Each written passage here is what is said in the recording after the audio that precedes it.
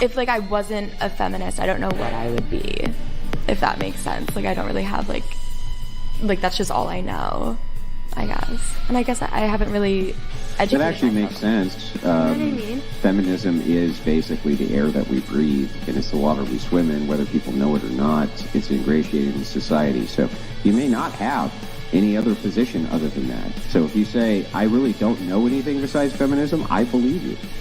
Thank you. It's mainstream. Do you guys believe in the patriarchy? But it's still a bad position. It's not like we're Fine. just saying. And what is that? So what is the patriarchy? It's patriarchy is when like men rule, right? Mostly, right? Men rule, women drool. Wait, what? Okay, that's... No, that was my fault. Say it. Can you say the patriarchy is awesome? It's not bad. It's not bad. The patriarchy is awesome. That one, that's for you, Grid One Motorsports.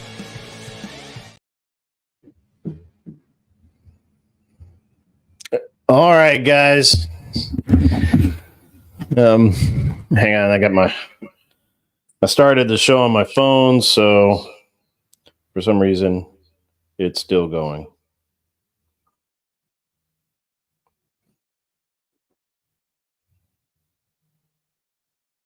I don't know why.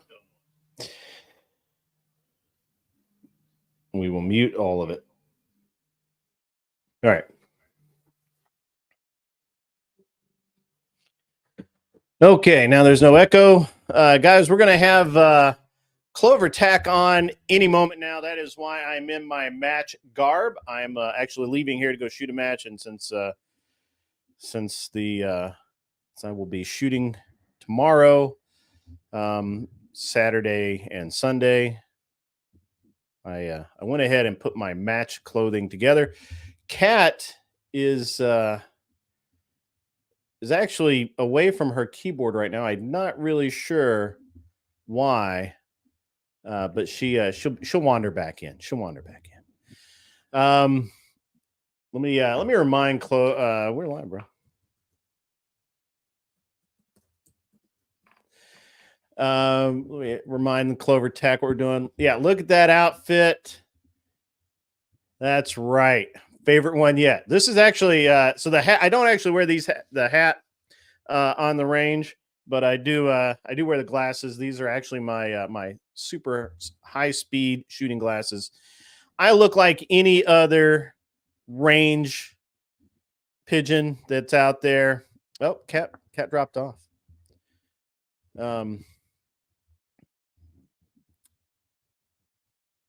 This is very, very strange. Oh, well, whatever. Where's Lindsay?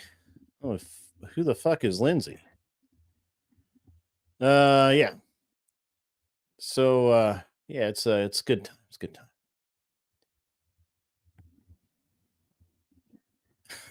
Okay.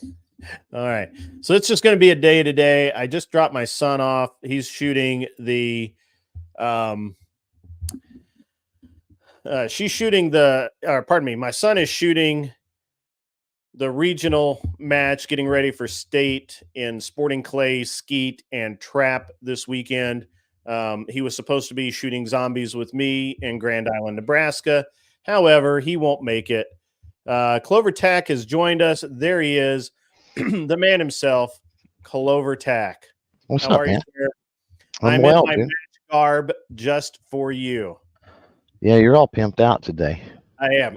Well, I don't normally wear the hat when I'm on the range. This is an homage to my soon to be what do they call senior division status. I believe all the senior guys are issued a Stetson the moment they register for their first senior match. I'm just preempting that, and I've got my high speed tech shirt. This one's by Maxed T, not Techwear. With all my, sponsors on my shirt. And I got my Hunter's HD Gold range glasses just for you, sir. Custom Nike Hunter's HD Gold, baby. Yeah, look at you, man. That is cool. Yeah. I actually have this isn't the set I normally wear. The set I normally wear is a set of Wiley X Vapor.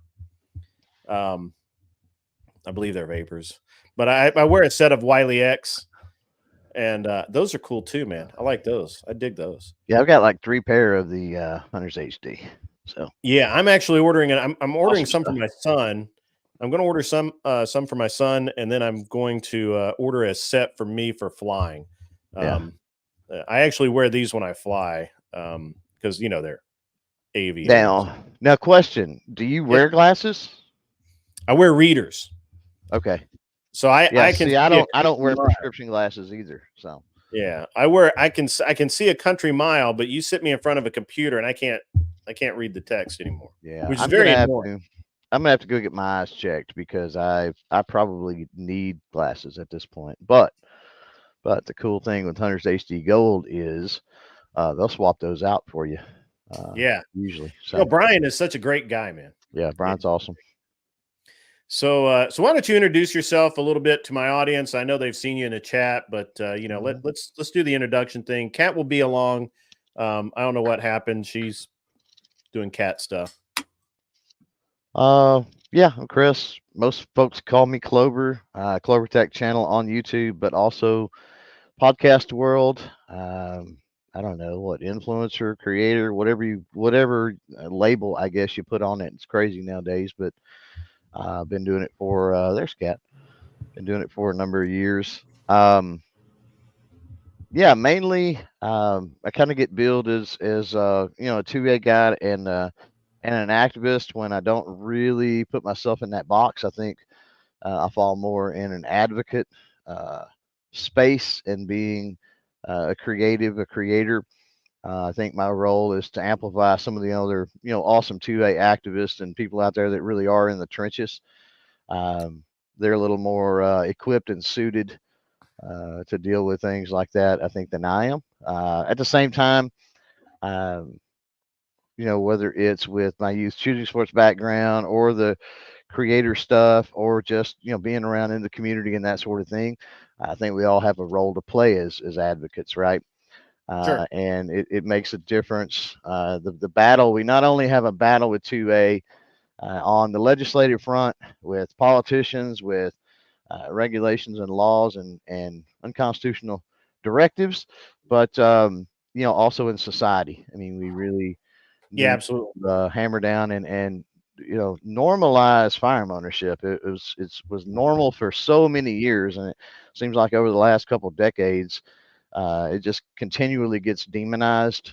There's a lot of half truths, a lot of non-truths out there, and we need to. It aggravates me to no end when people say, oh, one gun, they're okay with you owning one gun, but God forbid you own 100. And I'm like, you realize you can only shoot one at a time, right? So what difference does it make? All right, cool, man. Well, we probably know a lot of the same people. Do you know Diane Muller? Mm-hmm. Yep, she's a sweetheart. Seen her a couple weekends ago. Yeah. Yeah, I've shot with her quite a bit. Riley DC Project, which is now Women for Gun Rights, one of those organizations I was talking about. Go check those ladies out.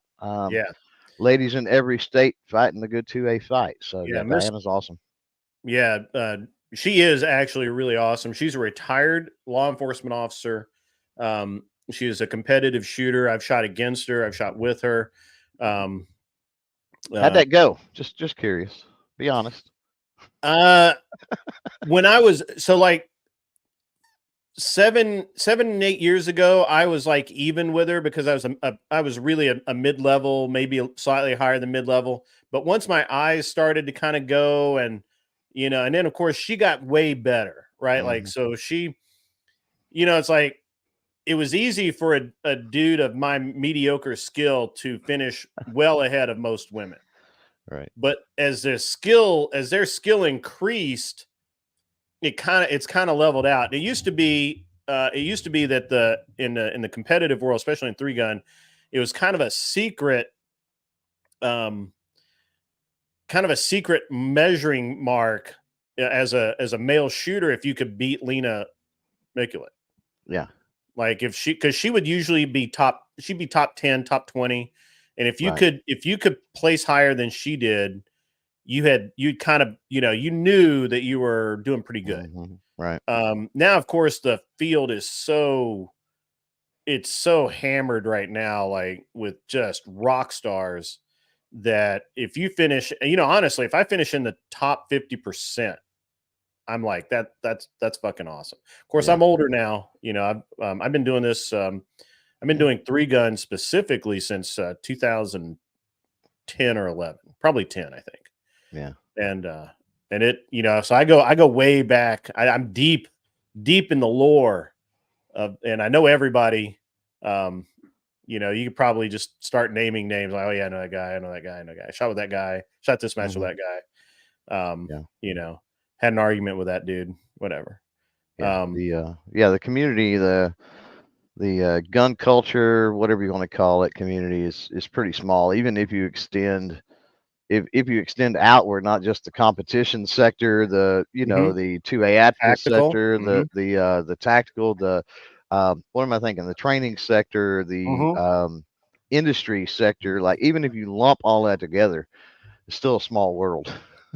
Yeah, it really is, and it cross sections a lot. So I've got a buddy of mine, Riley Bowman. Do you know Riley Bowman? Yeah, concealedcarry.com, baby.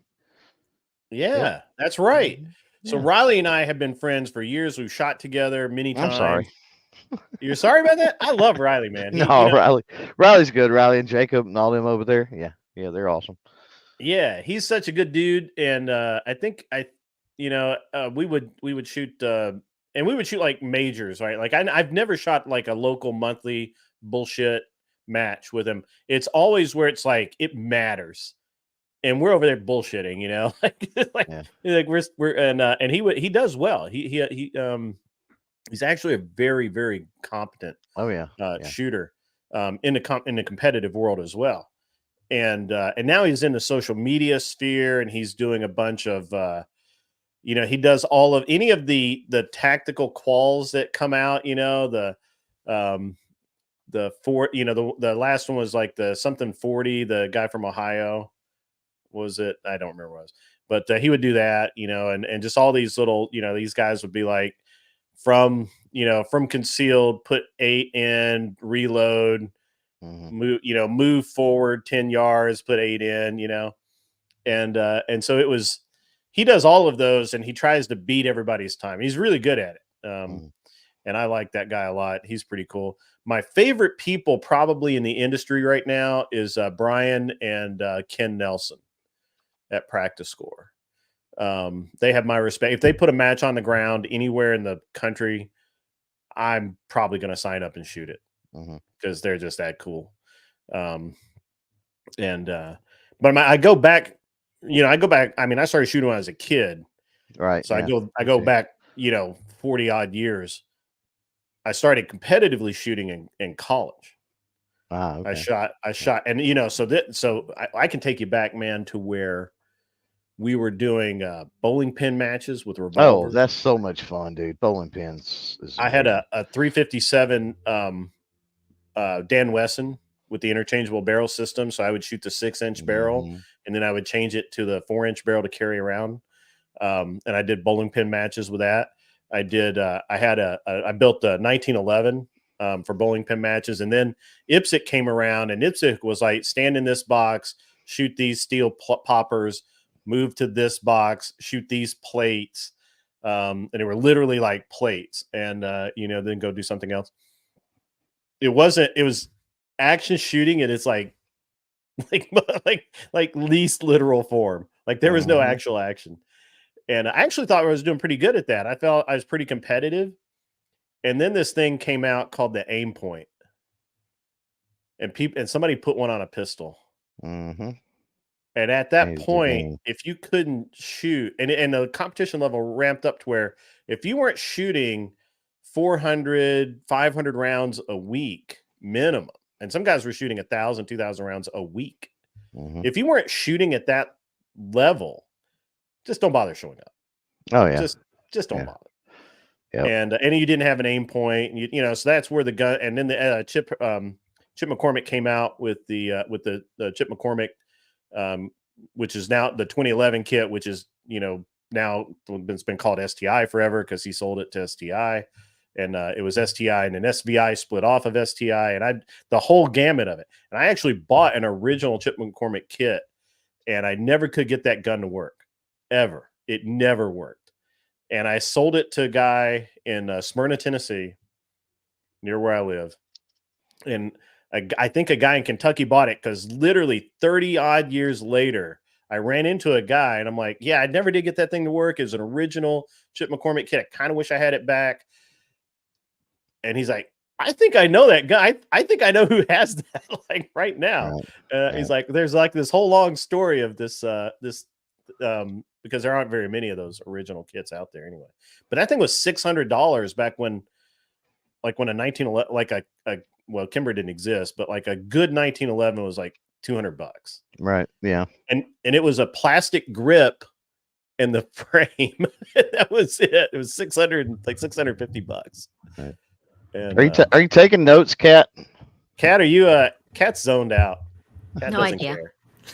Kat doesn't know. Well, She's what do you been have- shooting. She doesn't shoot. What do you have a question about? You see, I don't know what you're you're- chat. You don't know what we're is talking going on? about. Like, what is this? What is Well, going we on? were talking about various competitions. Is mostly what I think Greg Yeah. was talking about there.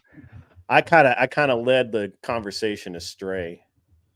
Oh well, it's fine. Gun talk always gets that way. So It is weird how you start talking about hunting bighorn sheep, and the next thing you know, you're talking about hunting bear in Alaska with a revolver. mhm. Like, it's or just- you get even further than that, right? You get into state level legislation that needs to be fought against. You go from hunting bear to that, or you get into competition, or there's everything overlaps. It's a big spaghetti It bowl. really does. And talking about the political and everyday aspects of it is very interesting because I carry a gun everywhere. Literally everywhere. If you see me, count on me being armed. Unless I got there are a metal buddy- detectors involved. If got there a are buddy metal that's- detectors involved, it's 50-50. Yeah. I got a buddy that he's got a shirt that he made that says, "If I'm here, this is not a gun-free zone." That's right. That's right. If you see me, it's Yes. no longer a gun-free zone. Right. Guaranteed, 100%. And I mean, and this is gonna sound really fucked up, but I'm at the point now where I open carry 90% of the times because fuck you. If you don't like it, if it makes you feel uncomfortable, fucking leave. It's Just normalization. leave.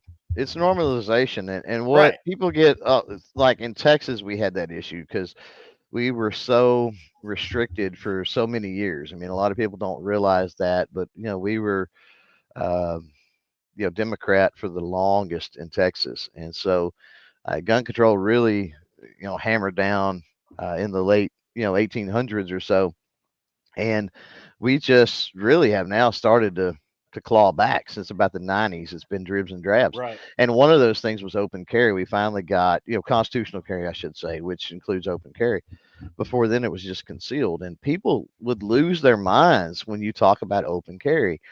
And if you think about it, if we look at the historical context of all of that, it was you were a scoundrel if you concealed carried. Like open carry was the civil, gentlemanly, upstanding way to do it.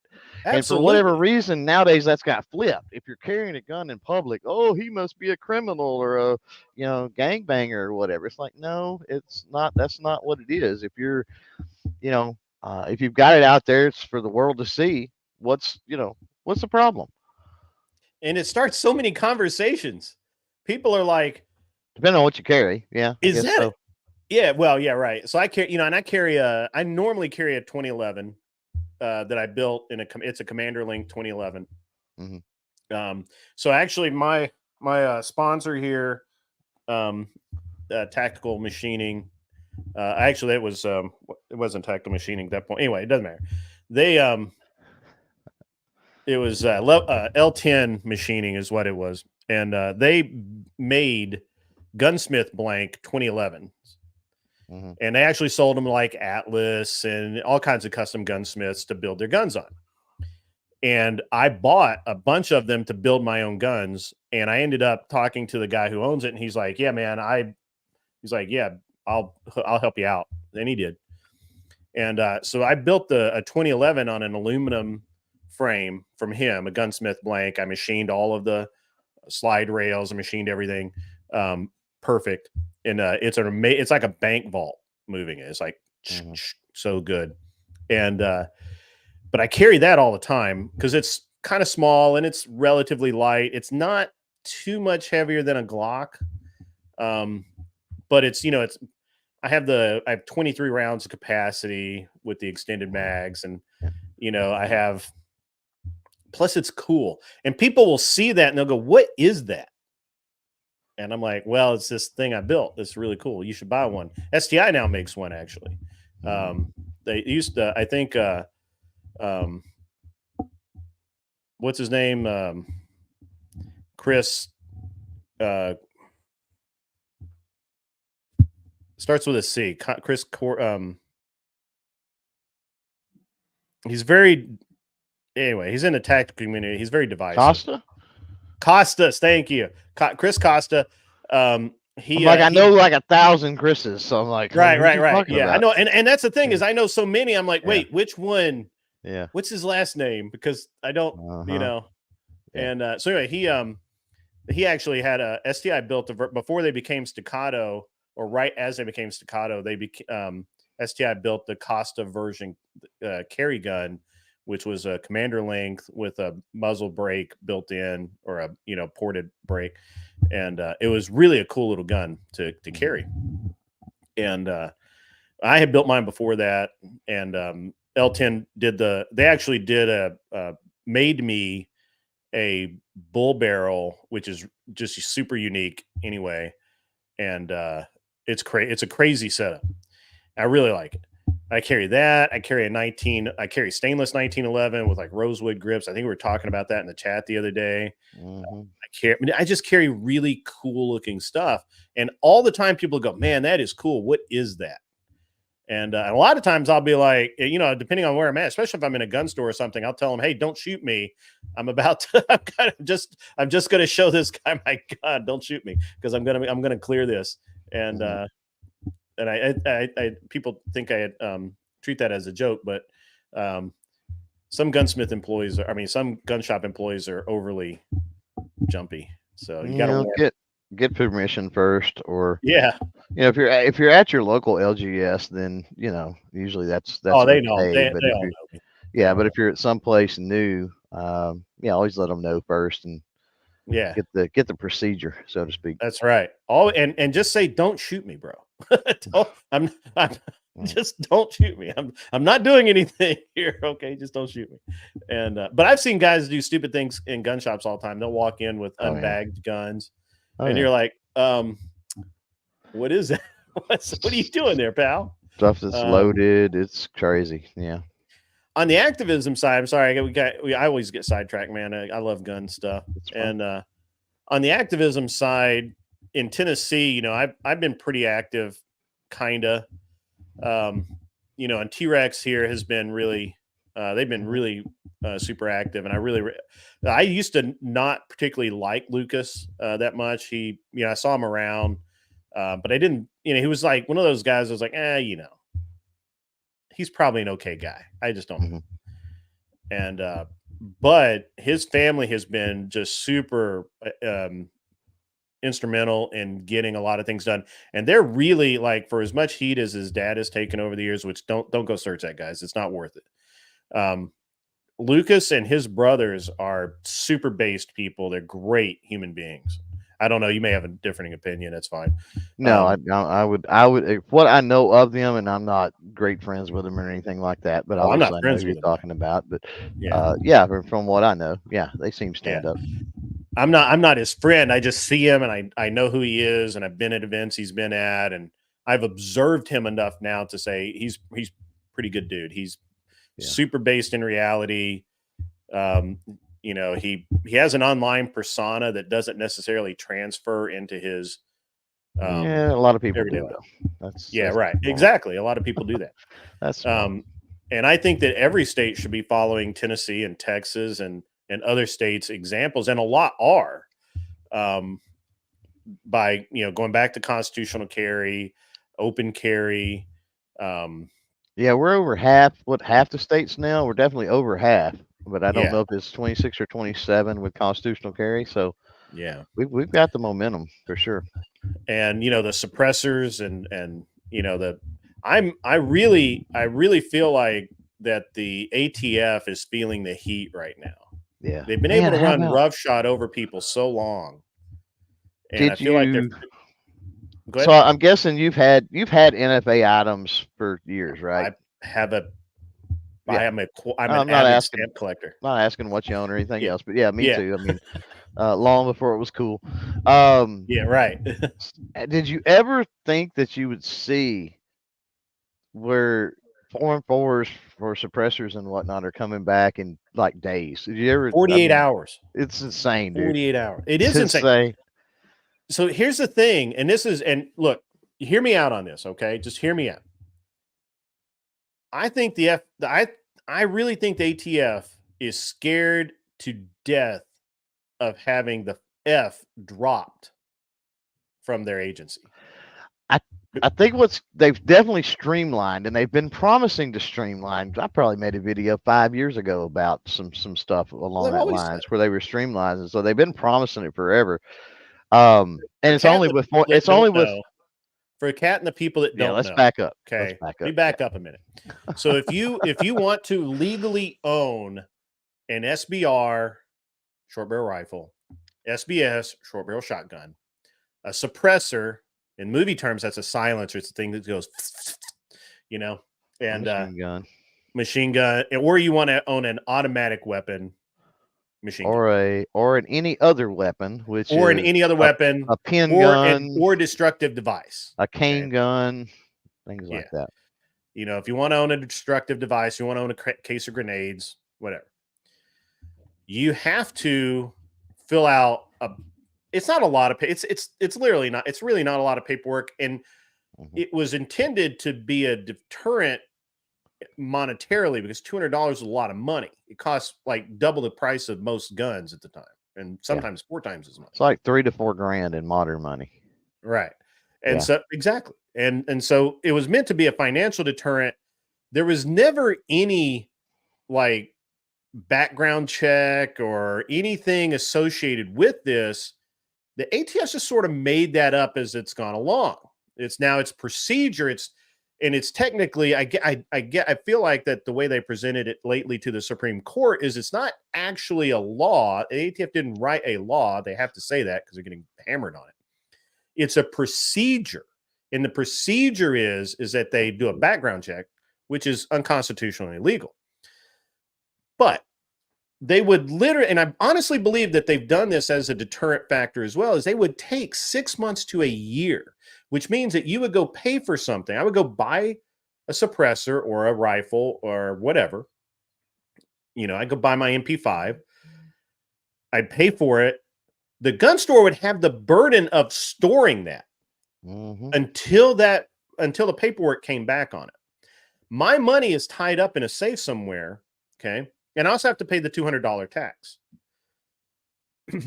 for it's a tax. It's not even a permit. It's not, which is literally a stamp.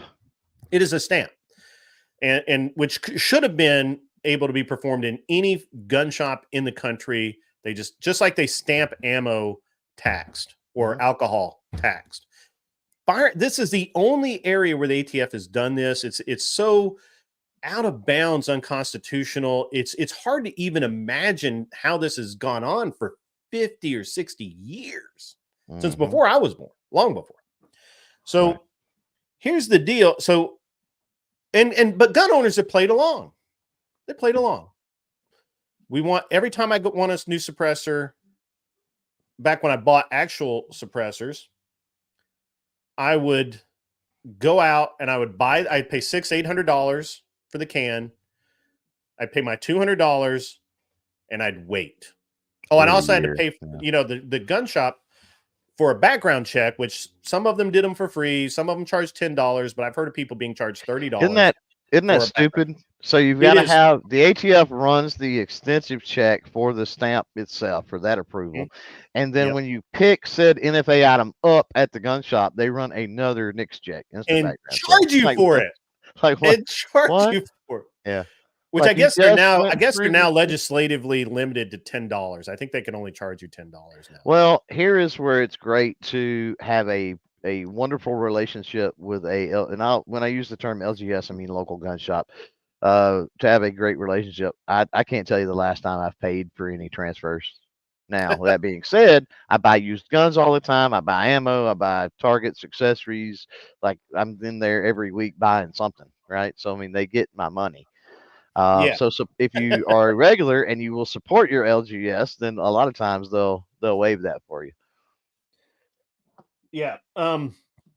So anyway, so this was taking. I mean, when I bought my Gym Tech, it was almost a year to the day before I got my stamp back.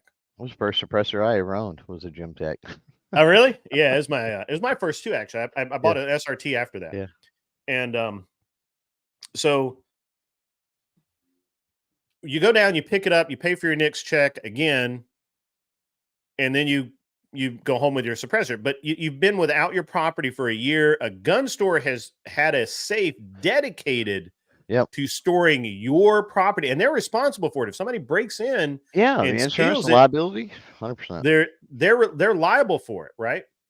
And so it's just a big ass mess. It shouldn't exist. So the ATF's been getting a lot of heat in court about this, a lot. Texas, and there's there's another case, I think out in Nebraska or somewhere, I forget where it is. They have been hammering the ATF, especially the case. I think there's two cases in Texas. Well, the Kansas one didn't go well, and then shortly after that, I think it was Wyoming or Montana, I don't remember. That gave it a try, and it didn't go. It wasn't as bad as the Kansas, but it still didn't go well. Texas, so far, the way that it's been laid out, like, I mean, maybe it may make a difference. I guess you're talking about the Texas suppressor legislation, right? Built in Texas. Well, it's that and the pistol brace SBR loss. And so what's happened is that they've lost at lower levels enough that it's making the ATF very nervous. And so I honestly believe that this process that's been taking months is now taking 48 hours. I honestly believe it's because in the Texas case, one of the biggest sticking points was how long it was taking to process and the burden it was being put upon buyers or purchasers and gun shops to have to maintain and store these items. And so, and the Supreme Court, they did not hear the case, but they did issue a preliminary finding of, hey, that's fucked up. You need to fix that shit. The ATF has responded by basically streamlining the process down, which I think they could have done 15, 20, 30 years ago. And they just didn't fucking bother because they knew that they had gun owners by the nuts and they didn't want to let go. Yeah. And now I think that they see that there's a very real possibility with all of the stupidity that they've been doing lately that the Supreme Court can say, hey, well, first of all, the Supreme Court's already said, again, this is via referendum. This is not in a case yet, but they have said the ATF has no ability to legislate anything. They are making up laws as they go along. And the last thing the ATF wants is for it to actually be heard in a case in a court of law, or at least in the Supreme Court. As long as it's in the lower courts and they can keep appealing and doing all kinds of manipulation, it's great. They like it. Everything's cool. The minute it goes into the Supreme Court, they know they're going to lose. It's just how bad. And honestly, I think the ATF is feeling the heat, and that's why they've loosened the strings. They need to feel the heat. They need to feel it. It's unconstitutional. It's illegal. There's nowhere else in the world that we would tolerate this, guys. Look, if you guys are listening and you've never heard this crap before, let me give you an example. You go buy a brand new car, an item that can kill people en masse. instead of before you can take that car away from the dealership, you have to go pass a safety course. You have to be approved. You have a background check that takes 9 months. So your brand new car sits in a parking lot or in a garage in a locked warehouse for 9 months before you can go pick it up. And when you do pick it up, you can't cross state lines with it without notifying someone. You can't move. You can't change your address without filling out a form. This is exactly what gun owners are going through for their personal property. Oh, and all of that on top of the fact that the Constitution of the country in which you live specifically says shall not be infringed. Right. Yeah, it should not be infringed. This is not regulation. This is literally punishing people for owning property. Yeah. It's punishing people for owning property, and it's gun wrong. Gun control, whether you're talking about coming out of the Civil War or you're talking about the early 1900s, gun control has almost always been about the lower class. It's a class warfare thing. And if you look at the Hughes Amendment in 84, Hughes Amendment, by the way, is what basically got rid of the machine gun sector, made it, I won't get into the minutiae of all that. Anyway, it's what put that on the NFA list, couldn't be manufactured anymore for commercial use, blah, blah, blah. But what did that do? That created this huge, very high dollar collector's market, right? Like, yeah, the average that's what I used to do. Even though it's not illegal to own a machine gun, like the average person can't afford to own a machine gun. So here's the thing. When I was in college, I could buy an MP5 for about $3,000. I bought a couple. I never really got, I shot. So here's the thing about full auto too, guys, by the way. It's fun for the first 20 minutes until you have to reload those fucking mags. Yeah. And then it's only fun after that when it's somebody else's ammo. Exactly. If somebody else is buying the ammo, fuck yeah, let's get it out of the safe. We'll rock and roll, baby. Yeah. Until then, it just sits in the safe and looks pretty. It's the bump stock argument for me. It's the same thing with full auto. Sure. Like, I could care less about bump stocks. I could care less about bump stocks. Honestly, I could care less about pistol braces. But at the end of the day, it's not about what I care about, right? It's like an infringement is an infringement. Right. Yeah. So I used to buy these. So I bought mostly submachine guns. I bought MP5s. I bought Uzis, which were very hard to get at the time, in any kind of good condition. You could buy parts, but they sucked. Yeah. And I bought Mac 10s, and because these were collectibles, right? These were guns that had been, because I was in college in the 90s. These are guns that had been basically outlawed in the mid 80s, but they were still out there. They were still available on the open market, and I could buy them. And so I buy them, I keep them 3-4 years, and I would sell them for double the money every single time. I've never bought a machine gun that I didn't make serious money on. Because there's never been a dip in the market. There's never been a dip in the market. Not even one. Yeah, exponential growth. I had so I bought a HK 91, which was it was a pre-cutoff, so it was like an 79 or 80 model firearm. It was pretty new. And I bought that gun. I want to say I bought it in it's probably like 92, 93. It was only a few years old. It's police turnover, right? And I sold that in 99 for $15,000. And right now it's probably 30. I haven't looked, but I would imagine that an HK 91 in good condition, trigger pack intact, not a parts kit. It was an actual gun. You're pushing six figures if you're not. You think it's 6 figures now? Yeah. Oh, yeah. And I mean, upwards to that, I should say. Yeah. Yeah. The last time I checked, which was years ago, like an M16, just an M16 lower, right? Or registered lower, or transferable is what they call it. Transferable lower. Was 30-40 grand. So an MP5 is much more expensive than that. So the re-welds are going for 20 grand. Yeah.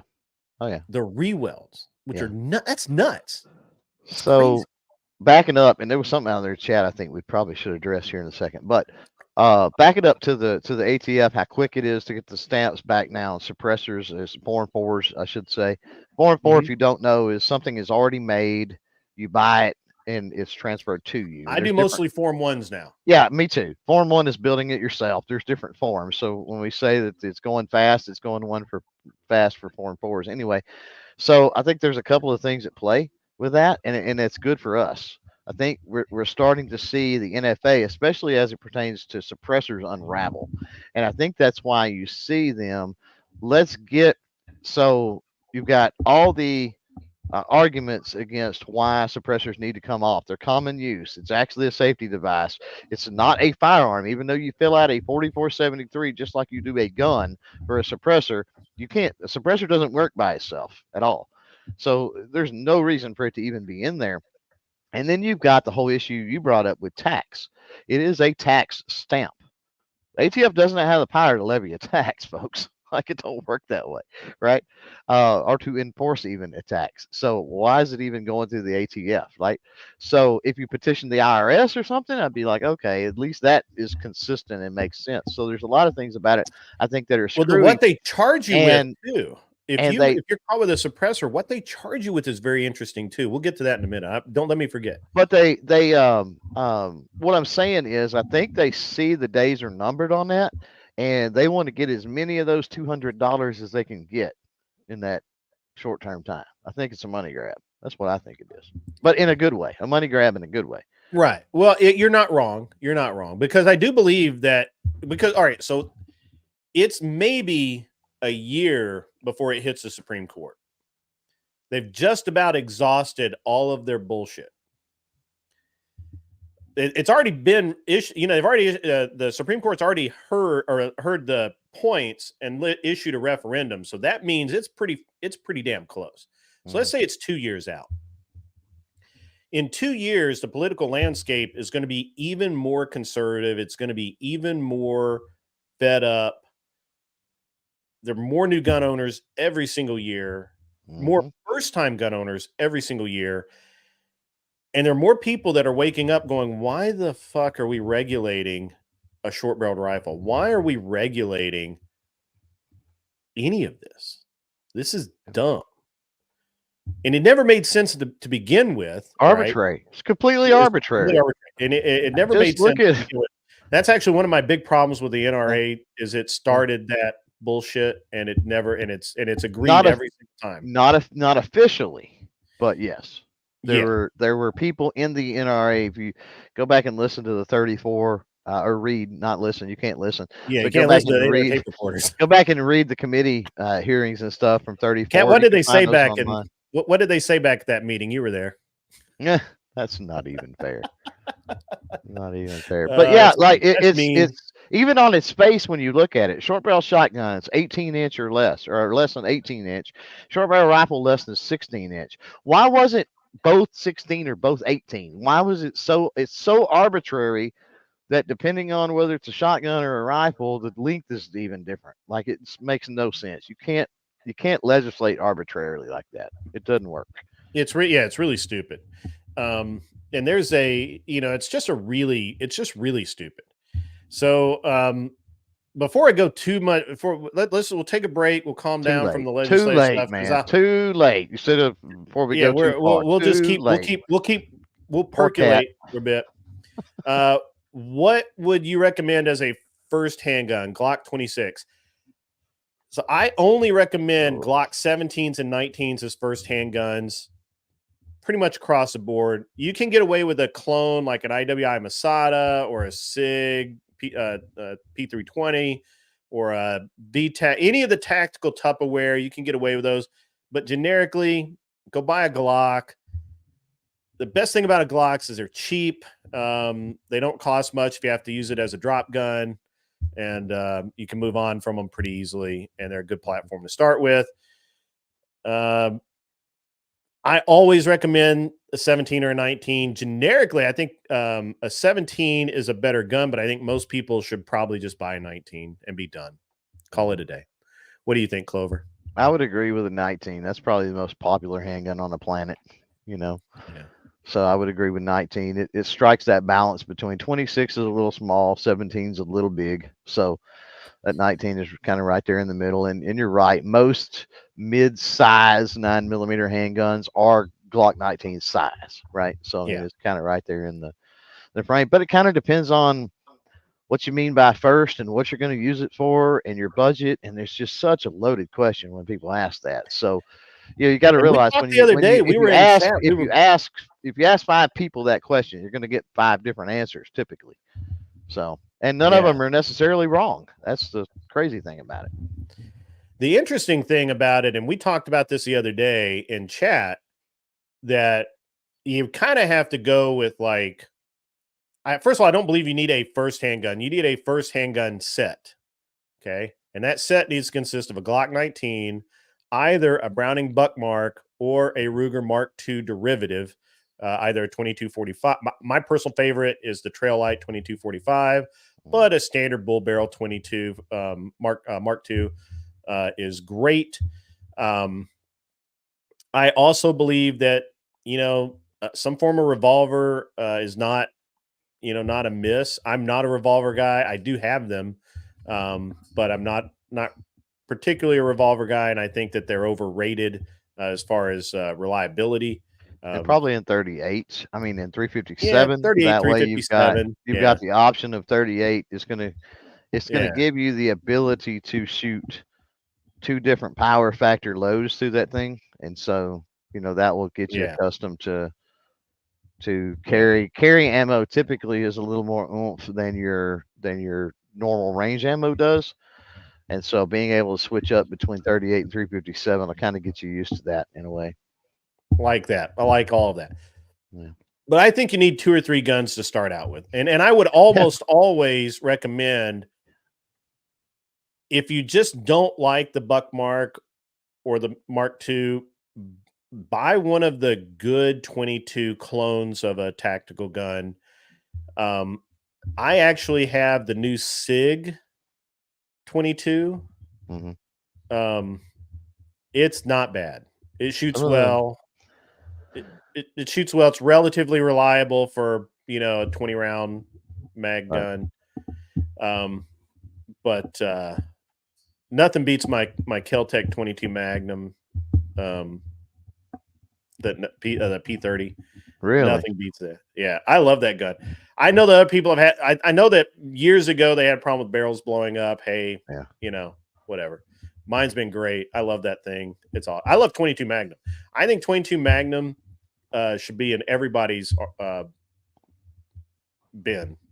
I don't, as I grew up without gun safes, right? I grew up with the shotgun behind the kitchen door. My guns were either under my bed or in a wall rack, or in the truck. They were in the back window of the pickup truck. So this, or if you're really fancy, you've got a cabinet that's wood doors. I mean, it wouldn't take nothing but a screwdriver to pop the lock to get into. To get into. I mean, it's not secure. It's for display purposes, basically. Yeah. I like that. As far as making your own guns, so you can make your own firearms. That is a right. 3D printing AR lowers is a risky proposition. So unless I'm glad you brought that one up, because that was a chat thing. And that was happening around the time we were talking about machine guns. So unless you're licensed to build machine guns, a private citizen cannot build a machine gun. And you can only license. You can build a short barrel rifle. You can build your own short barrel shotgun. Now you have to go through the registration process. Yeah, Form 1. And you can build your own suppressor. But machine gun, you have to have a totally separate license for that. Yeah. With machine guns, you have to have an SOT, and it's only for testing purposes. And theoretically, when you're done, you have to destroy it. Right. Yeah. You can't just keep it and put it in your safe forever. They will get mad about that, which is also bullcrap. But it is, interesting bullcrap. Well, you've got post sample. If you're a manufacturer, that's what I was getting at. If you're in the business of, it's a different situation, but that's much different than the what the consumer side, the whatever, I mean, the commercial side, no, what's the word? I just used it, but either way, private citizen, I guess. Kat, have you learned anything in this stream? No, really? To know. not come on a Invest in stream precious when they're metals. talking guns. That's what Invest you in learn. precious metals shaped like firearms. Yes, that's it. So I heard Kat, I see you put something about talking with your husband or something. So my wife is awesome. And Grid, you probably, hopefully Kat's never heard this before. Hopefully she doesn't treat her husband this way. You may have, Grid, I don't know. But I hear all the time, I'll be out and somebody will say, "Oh man, I wish I had that new gun," or "I wish I had this." I'm gonna have to, I'm gonna have to try to sneak it in the house, or this, that, and the other. My wife does not care what guns I buy and I bring home. She never Yeah, she don't has. care. Why?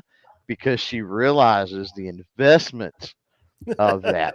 If I Right. croaked over right now, good Lord, she's got cash just stacked deep in the safes and Right, everything right. else. Yeah, that's a real thing. Like That's a real thing. she doesn't have to like them or shoot them, which she does, but she doesn't have to realize the amount of money that's sitting there. That thing right there is like $3,000 Oh yeah, sitting Yeah. right there. Yeah. Leaning against the wall. I think I've shot it twice. I need to shoot it more. It's a 308, so I don't shoot heavy much. But yeah, it's and I never sell. So I don't know if this is I don't know if you're this way. I always buy. I mean it takes a lot to pry it out of my hands. Because I'm like, I don't want to get rid of it. So it depends on what it is. So I used to be that way for the longest of times. I used to be that way. And then I realized as a content creator, I've got to be able to make these trips and go places. And man, I just I had not yet cracked the code, right, of relationships with companies and things. That way I could do ads, I could do sponsorships, I could do other things. And it's like, I got all this stuff sitting here. Like, it breaks my heart to come off of some of these things, but it's a means to an end, right? Right. And so I've started in the last 3 or 4 years, I've come off more than I have in my entire life combined, for sure. But I've been really methodical about it, right? So I would look at things and go, okay, is this part of a collection or is this part of a group, right? And if it was some kind of an outlier, okay, I can sell that one. I'm okay. I justify it in my own mind, right? Okay. Okay, I'm okay getting rid of that one, right? You rational it out. It doesn't fit. Or, I've got this. This is essentially the same gun, but I've got it in 3 different brands, right? Or 3 different colors. I got it in or 3 different colors or 3 different calibers or whatever, right?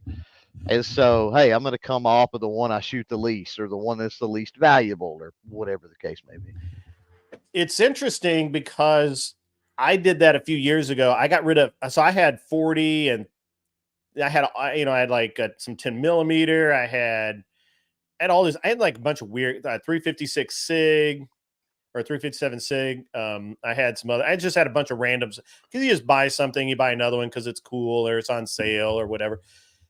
I literally went through and purged everything that wasn't 9 millimeter or a significant 45.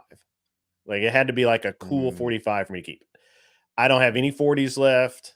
Wow. I don't have any 10 mils left. I was like, you know what? Life is going to be simple. Now I have 38 Super. That's an oddball, but car doors exist, and that's why you need that. Plus 38 Super is awesome. Let's be honest. It is awesome. It's like what all calibers want to be when they grow up is 38 Super. Now the gun that you shoot 38 Super in, does it have the Virgin Mary on the grips and it's all like gold inlays and what? I wish. What? I wish. Come on, I wish, man. I'm not that cool. I see that you think I'm cooler than I am, and I appreciate that. No, I don't have anything like that. I don't have any gold inlay guns at all. Really? I don't. Okay. I don't. I'm a working man. I'm a working man gun. No, I hear you. I throw my guns in barrels at high speed. Yeah. So, yeah. I don't. You got to see somebody's face too when that happens. So I was at a match one time, and this guy's like admiring this rifle I have, and it's like, it's probably in parts, it's probably like $5,000 in parts, and it's got a $2,000 Night Force optic on it. It's, it's all this cool shit. And he's like, man, this thing looks a little beat up. Is it, what happened? Did it, what happened to it? And I'm like, oh, you're going to see. Yeah. Just a minute. And I literally like do the long gun toss into the barrels, and the guy's like, you literally threw that thing on a full run. I'm like, hell yeah, I got to get rid of that thing. When it's time to get rid of it, it's time to get rid of it. And that's a tool. That's not an ornament. That's a tool. Yeah. And it's really funny. I think Kat has to Kat has to go because she's bored. Her eyes are rolling back in her head. We're not talking about hormones or she could have asked questions. You could have participated. You could have participated. I got nothing. Like, I blame you. What have you shot before, Kat? I don't know what it looks like, or I mean, I know what it looks like, but I don't know what it's called. It's like this big. It's old. It looks like a Western style thing. Like a revolver. Did the cylinder turn? Oh, single action yeah. or something, maybe. Okay, so it's a single action. Was it? What do you remember? What caliber it was? What's a caliber? The size of the bullet essentially that goes in it. Why are you asking me these questions? Oh, we can get really crazy if you want to. Now, did you mean caliber or did you mean cartridge? Because oftentimes that gets mixed up, and it is two different things. But no, Kat, basically the size where of the is bullet. your man? Kat. Why is your man not here representing you? He's working, She's okay. Okay. All right. All she knows is she pulled the trigger and it went bang. And that's that's all that matters. Did you hit the target, Kat? Yes, I did. There you go. Did you hit it every time? Yes. Did you hit it where you intended to hit it? Yes. Solid work. Doesn't matter for defensive purposes. Doesn't matter. Just got to hit work. Rounds on targets. All that matters. My wife shot a match in Reno with me one time. I've got a picture of it. If I think about it, I'll pull it up and put it. I'll get it. I'll have it for the next podcast or whatever. But she was not super fast, but she was like literally like, I think she shot all alphas. I don't think she dropped a single alpha. And I mean, it's not good. fast. That's good shots, Kat. That means she shot really good. Yeah. I can't. You guys, you have a great day. I don't know what's going on. Poor Kat. She almost got triggered. Kat. She thought your wife was shooting the alpha males, maybe. Yeah, well, I mean, no. I mean, some of them probably need it. Well, yeah. So, but yeah. So, she didn't even see the fish tanker mark. So sad. So sad. She may be, but yeah, I mean, guns are investments, but they're also. Well, you can't play with your gold. Well, I guess you can if you had enough. You could Scrooge McDuck and dive off in it and stuff. I guess, but for the most part, like your stocks, what are you going to have? What kind of fun are you going to have with your stock investments? What kind of fun are you going to have if you stack gold or silver? Your money in your savings account, like what do you? You can't even play with that stuff. And the other thing about firearms is, yes, I mean, I've got some safe queens. I've got things that have not been fired, except for from the factory. Myth, all guns have been fired, right? But haven't been fired by me. But I've got a few that way. But even the stuff I've got that's 100, 150, 200 years old, it's been fired before. So as long as I am very careful with it, it's maintained, it's taken care of. It's, you're not talking about overcharging or really stressing it or anything like that. I can go out and shoot it and it doesn't even hurt the value. Right. It's already got some scratches and some wear on it. So as long as you do things properly, you can enjoy whatever it is and not hurt the value. It's crazy. Yeah. Yeah, it's an interesting dynamic for sure. Man, it's such a great conversation to have. Joe was asking out there, are you taking questions? So we can jump over and do man, we'll take some questions, man. If you want. Old Joe, throw it up, man. Throw it up. Street Racer wants to know, what's the oldest gun you have? Oldest gun I have a flintlock that's probably 1830-ish or so. That goes back there. I don't actually have very many old guns. I do have some older guns, like 60s, probably 50s. I've got a 410 lever action shotgun, which you don't see very many of. Mm-hmm. And I got some other interesting stuff, but I don't do anything with muzzle loaders myself. I used to, they're just not that fun for me anymore. Great option in some states for hunting. Yeah, absolutely. Here for hunting, or I was going to say for persons that might be restricted. I don't know how to word right. that, Yeah. but Yeah. Right. Yeah. in some Which states, I think that's BS. I don't know what your feelings are on this. Gun control is meant to hurt people. Let's just be honest about it. It's not meant to help anybody. It's meant to hurt people. Yeah. And so and I used to know his full name, but the guy who created the M1 carbine, I think his name was David Williams. And he was a felon. So he had actually shot. So he actually was what's a polite word for it? I don't know. He was a bad man. Yeah, and he was a bad man. He the biggest thing. Well, what he ended up getting caught for originally was he was this was in Prohibition, so he had a still sight, right? And he was moonshining, and he had a black still hand, and sheriff come up on him. Williams got away. The still hand was going to get arrested. But slipped away, and Williams shot the deputy and killed him. And he let the black guy take the blame initially. And then in the investigation, it turns out that Williams actually did it, and he goes to jail, goes to prison. In prison, he taught himself machining and metalworking and started designing firearms. And he built this prototype in prison, and it impressed everyone so much that the governor actually pardoned him and let him out of prison to go to work for Winchester. At Winchester, he developed M1 carbine for the military. In today's modern society, that would never fucking happen. Never. If you are not a danger to society and you have paid your debt, meaning that you have served your time, no parole, no probation, no restrictions related to your conviction, let's say, all rights should be restored. It's that simple.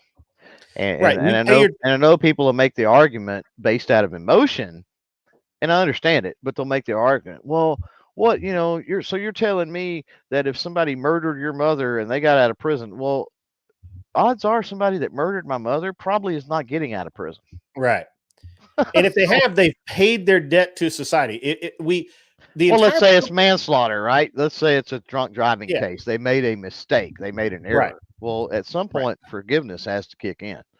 Well, our entire prison system was originally developed around the idea of you've paid your debt to society. You now get to rejoin society. Yeah. Otherwise, why don't we just shoot them in the back of the head?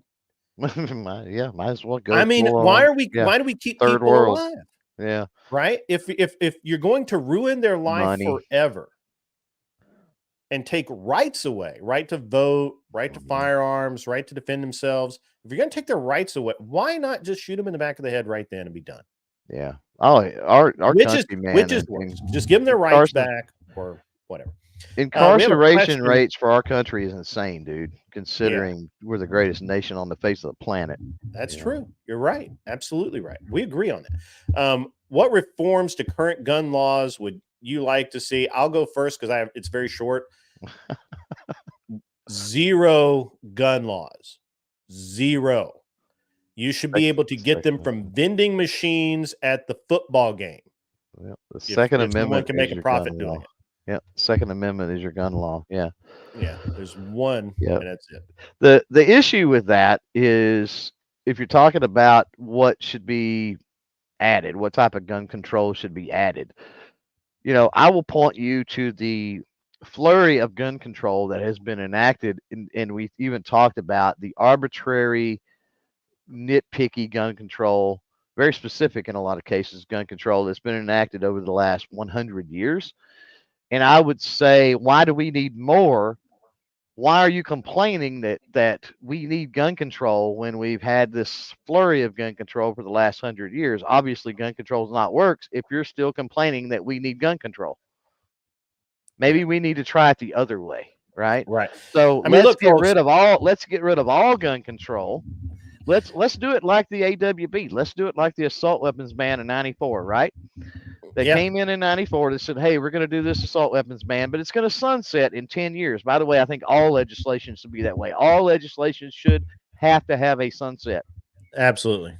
So let's go in. Let's do this for 5 years. I only want 5 years. For 5 years, no gun control whatsoever. The Second Amendment is the legislation that controls gun control, shall not be infringed. There's none for 5 years. Give me that, and then we'll revisit it. How's that sound? But nobody's going to accept that deal. I'm going to throw this out there that I'm not going to die. I'm not going to die because somebody shoots me. I'm going to die because some 60-year-old hippie driving their 20-year-old fucking Subaru Outback is high on the pot that they have for their glaucoma, right, runs a fucking red light and smacks into my truck. I swear to God, that's how I'm going to go. Because it happens almost every fucking day. Some asshole old dude with his pot prescription for, some parrot head motherfucker that is, and that's great, but that's something that in a lot of states is still illegal, right? Right. Okay. Use alcohol, which is a substance that's not regulated, sure, but not illegal. And like, how many alcohol related, right? The driving death rate is astronomical. It's insane. Astronomical. So, you can't regulate behavior. That's the whole point. We got a human problem, people. We don't have an item or a problem. It's not the way it works. Bad drivers are more likely to kill me. I'm serious. The number of drivers that out there, the number of accidents I dodge daily, and I don't drive that much, is fucking insane. So let's look at the real problems before we start identifying these evil things. Old Joe has a question. Single action 44 mag Ruger. I have one of those. Reloading using uncoated semi-wad cutter bullets. I'm assuming lead building up in the barrel. Best way to remove. Shoot copper, bro. I personally do not use unjacketed bullets anymore. Especially if you're shooting inside at all, you gotta get your lead levels checked, bro. I mean, it's a real thing. It's a real thing. I didn't use it as a real thing, but it's a real thing. So I've reloaded, and I'm also cast for many, many, many years. And that's one of the things that my yearly checkup and you got to tell your doctor for him to do it. But I mean, when you get your yearly checkups, just tell them, hey, I want to check all that. Right. And so I've never had a problem, but I do it outdoors. I usually have fans going if there's not wind and that sort of thing. As far as to the point. So I do something that's you've got to be very, very careful with, and it's an old school method if you're talking about really, really bad leading. Now, if you're able to control it, it's not so bad, but I've had some stuff come in. And I don't want to mention that. So whoever made that comment, reach out to me. Was that old Joe? It was old Joe. Yeah. Reach out to me on the social DMs or something like that, and we'll talk about it. I don't want to publicize that. What I will say publicly about lead is there is a company called Modern Spartan Systems, and they have a lead destroyer that is pretty doggone awesome. So not only do they have a lead destroyer, but they've got some barrel conditioning solutions. I would not recommend any of the Modern Spartan Systems product for like everyday use, but for like specialty stuff, 100%. And so there's some of the products that they make for old Joe out there that you may look into, and you might can get it clean with the lead destroyer. Treat your barrel with some of the products they have. Keep that barrel treated, and it may clean that up. Did he say that he cast his own lead or something? I'm wondering why he's letting up so bad. I didn't see where he said he casts his own lead. I'm scrolling. But you may need to switch up to some different ammunition. That whoever is producing those lead projectiles, I mean, maybe they're too soft, maybe they're not gas checked compared to the pressures that they're running. There's a lot of different things that could cause that. Yeah, and there's and I, again, I don't shoot a lot of lead bullets. I'm kind of anti-lead for the most part. I mean, obviously they're lead, but I shoot jacketed bullets, and we can get into that in a second. But I have found that the powder you use and the speed you push them at has a lot to do with when I have had leading issues. Oh, 100% will. Yeah. I used to use 800X, and I was using lead bullets, and dude, I had such a horrible time. And I switched to, man, we're going back a couple of years. I think it was like Universal Clays or something like that. And my leading problem, it didn't go away, but the bullets were going a little faster, and it really seemed to help out. It's not nearly as hot of a powder. Yeah. Or fast burning, I should say. So for bullets, when I reload almost exclusively 9mm. I do some 45, but almost exclusively 9mm. All of my game day ammo is Precision Delta Hollow Point 124 match. I don't, which is a jacketed bullet. They're just more consistent. Plated bullets are cool, but jacketed is always going to be more consistent if you're trying to, go fast and shoot accurately. Yeah. So, well, there's something about that hole in the middle. That's why a lot of your long range are OTM, right? Open tip match, which is not really a hollow point, but it's got a hole in the end. so there's something about stabilization that it's the way the me platforms that air pocket that matters. I've actually switched from, I was running the Hornady 75 grain boat tail hollow point match, and I've switched to the 73 grain ELD, and I have repeatedly on the clock, I've hit 600 and I've hit multiple 600 plus yard first shot, first round hits with that round, and it's not everybody can do it. I also routinely hit standing offhand out over 400. I'm sure, and I have very good optics, and it's a gun that I know, but I'm telling you, there's something about that ELD the ELDs are legit. Yeah. The ELD, the trajectory almost matches my 55 grain. And of course I dial. The other thing I do, which is weird in 3-gun, is I dial on the clock. So we've got another question here. Bring it from on. Old Joe. Old Joe's gonna get us. He's crushing it today. Bullet performance. Hunted moose with 30-06 180 grain bullet. Always stopped under opposite side of animal skin. Switched to 338 Win Mag. Complete passer every time, which is preferred. I personally like a complete penetration. I like to see the bullet go all the way through. I would disagree. Okay. Because I would say that 30-06 stopped just short of, on the skin on the opposite side, means it dumped every lick of energy it had into that animal. And energy dump is a thing. So if you're getting passed through, you're not getting maximum energy dump. Now, we get into a lot of math, right? Yeah. That I certainly can't work in my head, and don't even know that I could work if I picked up my piece of paper and a calculator in the difference between 30-06 and 338 and the energy and blah, blah, blah. But just reading that, my first initial thought is I'm cool with the 30-06 because that means it dumped everything it had. Yeah. Okay. So, and this gets into like hunting rounds versus, like I used to shoot long range, I don't anymore. The PRS stuff has gotten too weird for me. And I don't want to carry like 30 different bags and 8 tripods and 2 scopes and 4 guns. And, I just don't have room in my truck for all of it. But when I was shooting a 300 Wisdom, the 300 Winchester short mag. And I've got a 208 grain boat tail hollow point match going 3,007 feet per second. Mm-hmm. And it, like at 1,500 yards, it's just stupidly easy to hit a target. Like I could put anybody on that gun and say, hold here, pull trigger, and you're going to hit the target.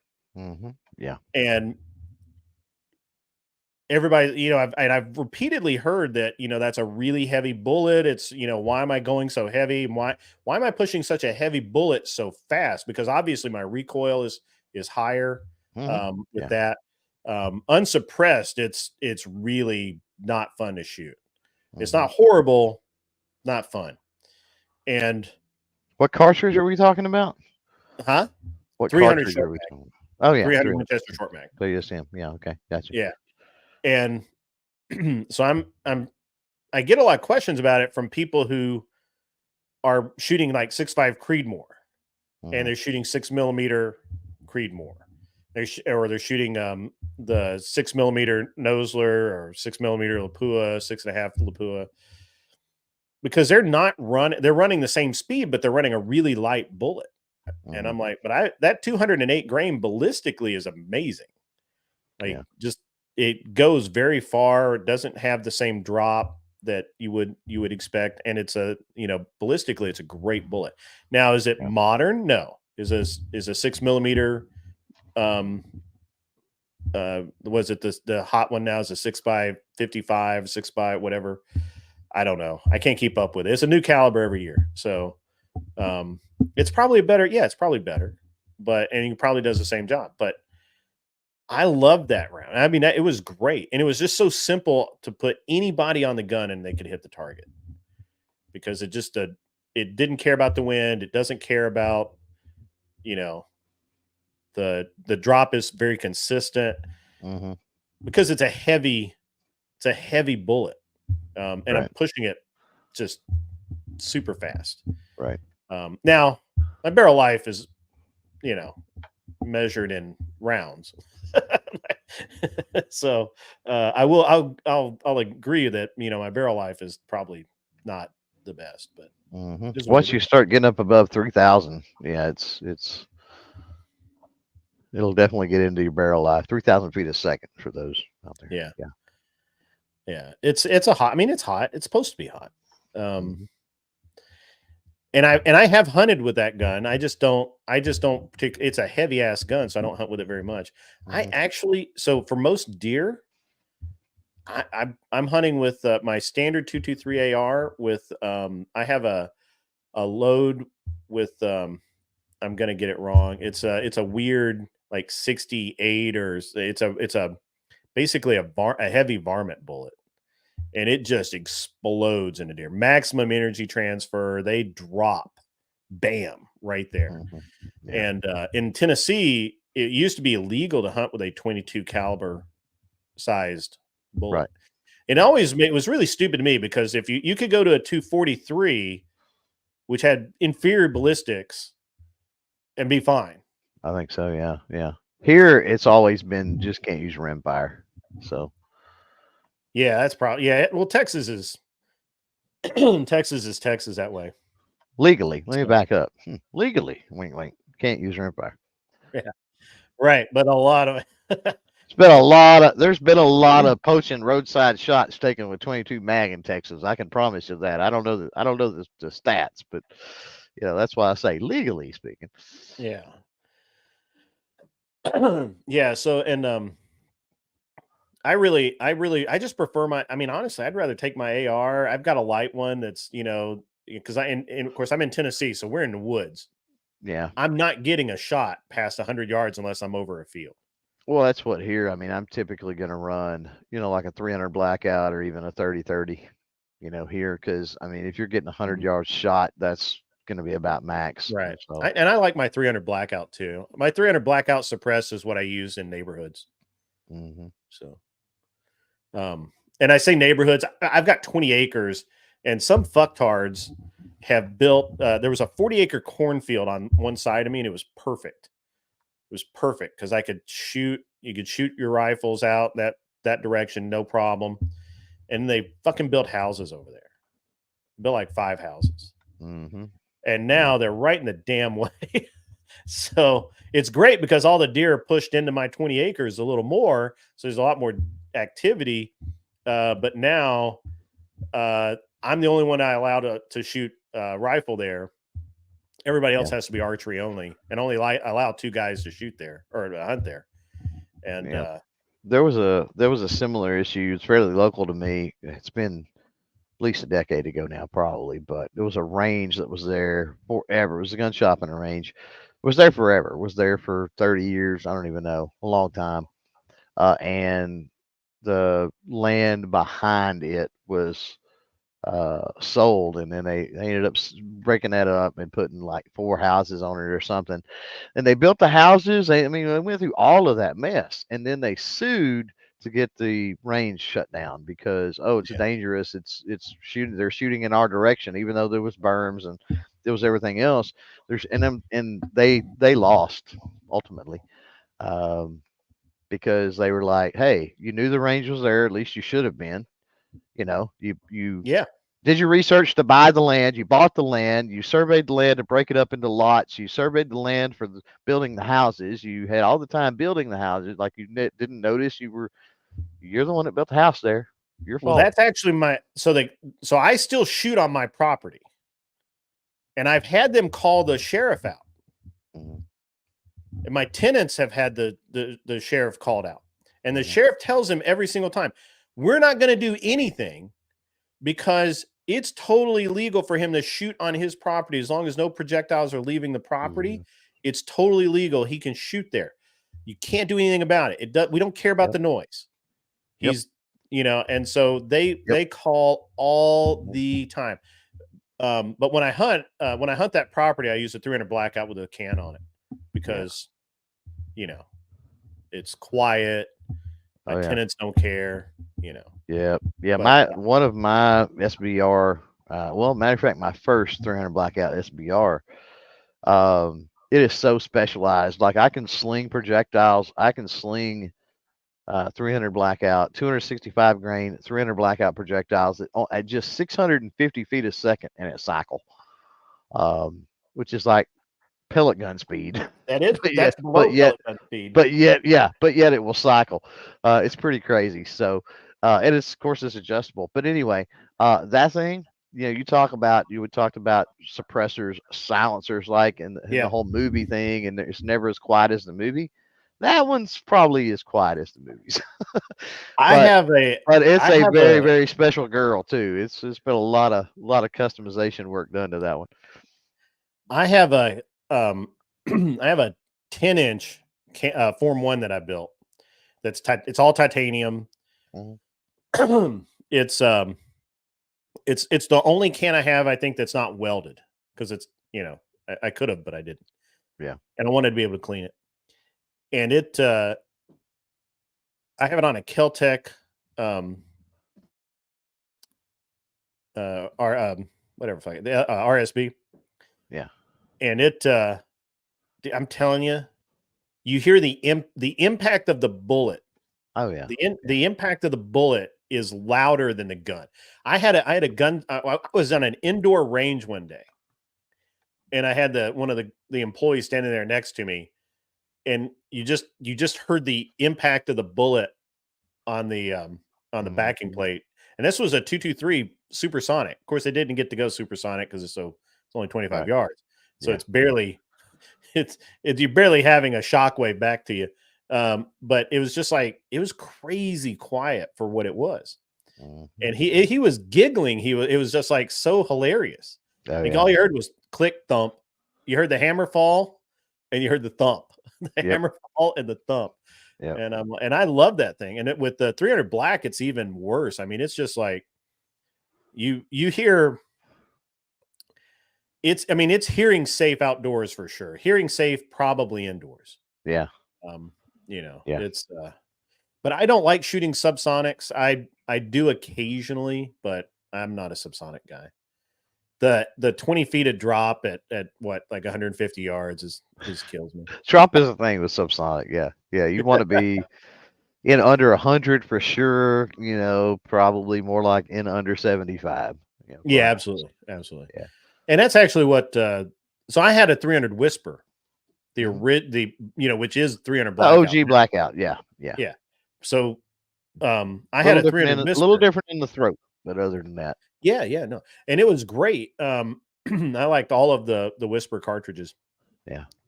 And but I had a 300 Whisper, and I had a signer suppressed 1022 where he had gone in and bored the barrel with like an EDM machine or something, Mm-hmm. and he built this thing. It was really crazy. Yeah. And John Signer was an evil genius. And I sold the rifle to a fellow hunting rabbits on his property that were just tearing up his garden. And I kept that 300 Whisper for a long time, and I eventually let it go because the can wore out. And at the time, Jim Tech was not servicing their cans for civilians. They would only service cans for military and police. Mm-hmm. And that sucked a lot. I have a real problem with Jim Tech, actually. I don't buy their stuff anymore. So I don't know how it's worked. I mean, my first can was at Gym Tech. That was like back in the 90s, I guess, or yeah. whatever. And so, especially since Smith and Wesson, last I heard, Smith and Wesson had taken over whatever Oh, that might make it better then. whatever umbrella Smith and Wesson is under, I should say. They're in the same family. Last I had heard as Smith and Wesson, so I don't know if anything's changed. On the 22 front, somebody out there in the chat was talking about some subsonic 22. I'll tell you, if you live in a state that is restricted as far as like cans go, as far as suppressors go, and you want some really quiet 22, and if you, let's say you got a varmint Libri. problem, Aguila Calibris, oh my God, those are awesome.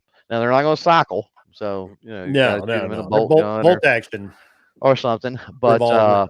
you talk about quiet like that, but you're essentially, it's a primer and a pellet, essentially, is Yeah. all it is. But it'll kill a rabbit at 20 feet. Oh, for small game and varmint type stuff, small varmint, rats or something. Oh yeah, absolutely. Yeah, 100%. So so my problem with Gym Tech is so I had, and I forget the model number now. So but it was a 30 caliber can. But I use it on my 223. I use it on a bunch of different rifles, and I had the quick disconnect system, and then they discontinued the muzzle brakes for that system, and they did it all the time, and then they would bring it back for a short period of time, and they discontinue it again. I was like, this sucks, because now I have to go and you know, dissolve rock set to switch a brake from one rifle to another, or what. I was like, can you guys just continuously make the same product and not change your mounting system around? And Gym Tech was very annoying that way. Yeah. But I don't know. It's probably a small thing. It's probably only affected me and like 2 other people, but it annoyed the crap out of me. Yeah. And I ended up selling that. So I sold most of my Form 1s back in the last suppressor rush. And but they're so hard to sell. Selling any ATF item is terrible. Like I gave up on selling my SBR. NFA item. NFA, yeah, sorry. Any NFA item, it's terrible. I gave up selling my SBR because it's a lower with a stamp. That's all it is. Like nobody, like there's nothing special about it.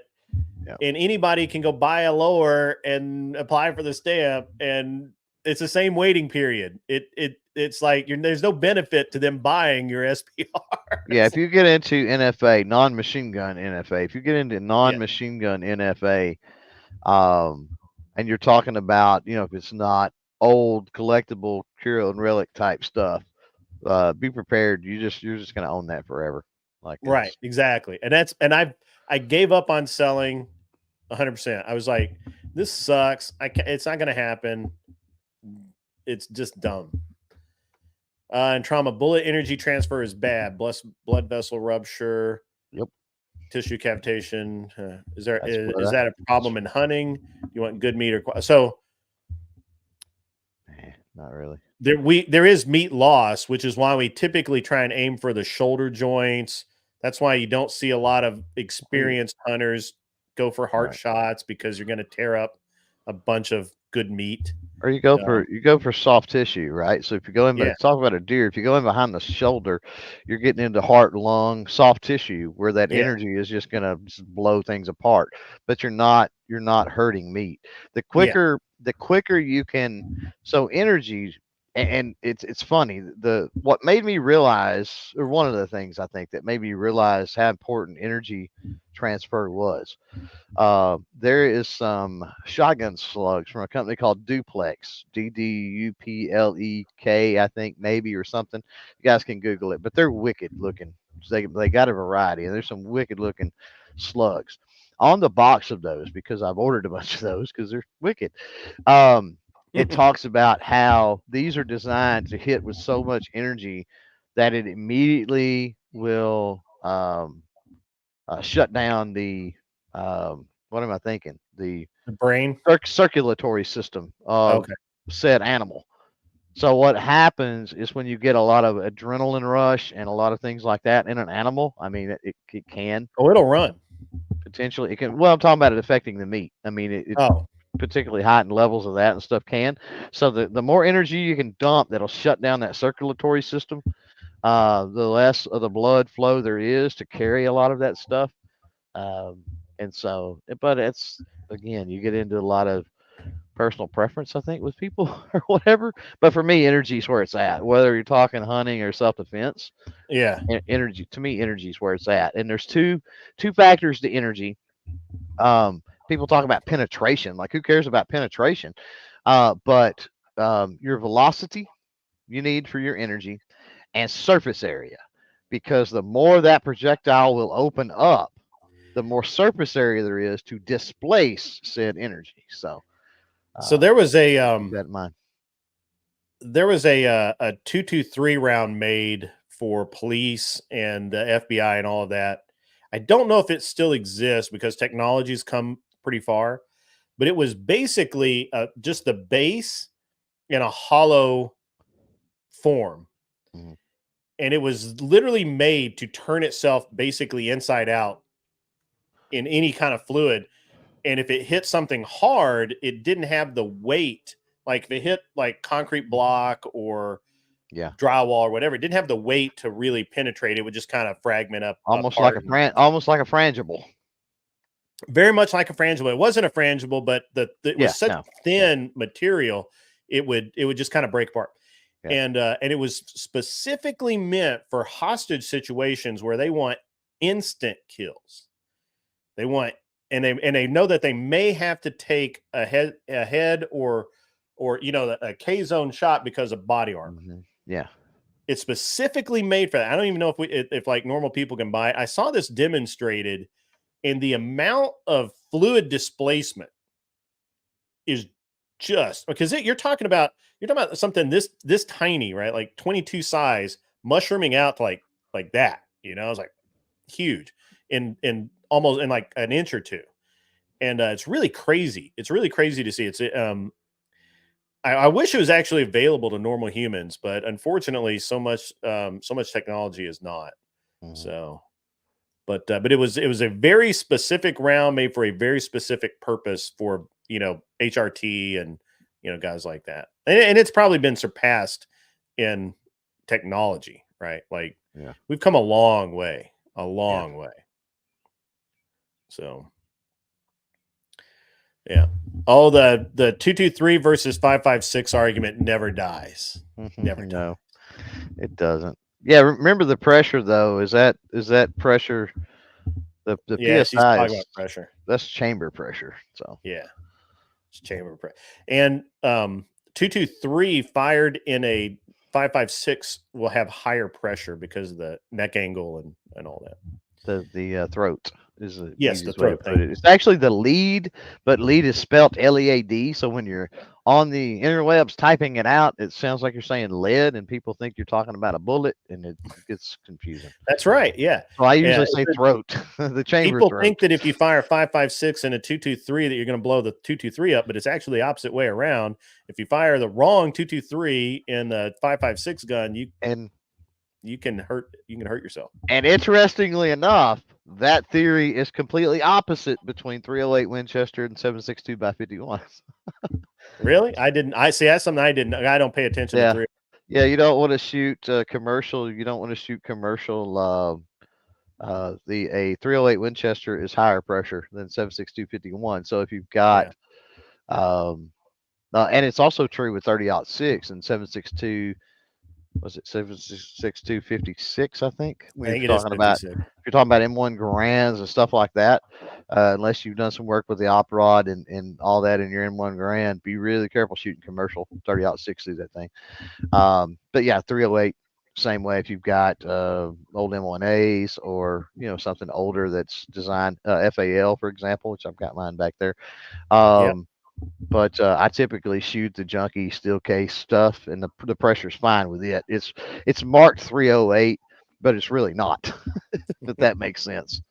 Yeah, I just always thought it was interesting that people are like, well, you can shoot 2.23, you can shoot 2.23 in 5.56, but you can't shoot 5.56 and 2.23. And I'm like, nope, that's backwards. And what's going to end up happening is somebody's going to get some hot ass 2.23 and shoot it in a 5.56.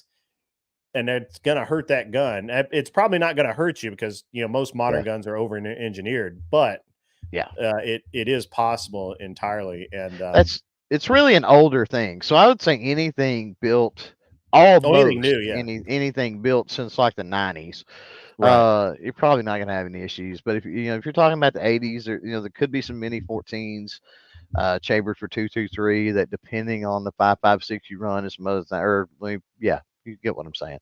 Yeah. You're chambered in 5.56. If you run 2.23 in them, could have a weak chamber. Yeah. So it's mostly the old heads, because I have a 2.23 Savage bolt gun, and I will shoot Lake City through that all day, every day. And I can't tell you how many dudes at the range have walked by and seen me doing that, and they're like, "Hey man, can't shoot 5.56 in a 2.23 gun. If that barrel is labeled 2.23, you shouldn't be doing that." And I'm like, "I'm good, bro. Good. Thank you. Appreciate your help." Yeah. So chamber pressure generically does equate to velocity, but not always. You can have a very heavy bullet and have very high chamber pressures and not have effectively high velocity. Yeah. So it's not a game. It's not a factor if we're talking about within the context of what we're talking about, which is energy transfer within the target, like the chamber pressure. Yes, it does. That does have an effect on the velocity, which has an effect on but ultimately there's no need to go back that far, I guess, right? With the reduction, I guess is what we're saying. Right. But yes, it does. And what's weird is you can get really fast with really low pressure, because then you start getting into what you were talking about earlier with different powders, right? Yep. So depending on the burn rate of the powder, you can get faster velocities with lower pressures. So yeah, I shoot a shotgun powder for my pistol loads. I shoot Alliant E3.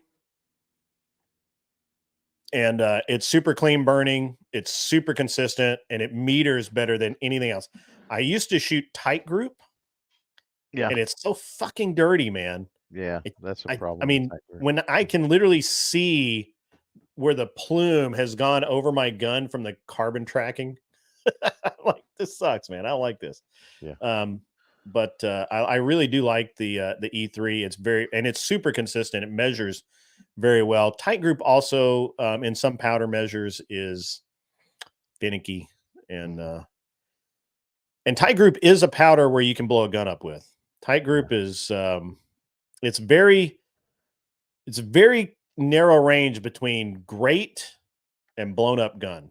It's very narrow range for most guns that I shoot anyway. 9mm. I run a lot of was it universal 800X, 700X, like shotgun powders, and then I will Yeah. typically go ahead and I'll just buy that in bulk and load a lot of handgun stuff. 800X, man, is so with it dirty. too. Yeah, I mean it is, but I mean, Yeah, that's so. I mean, I still have some.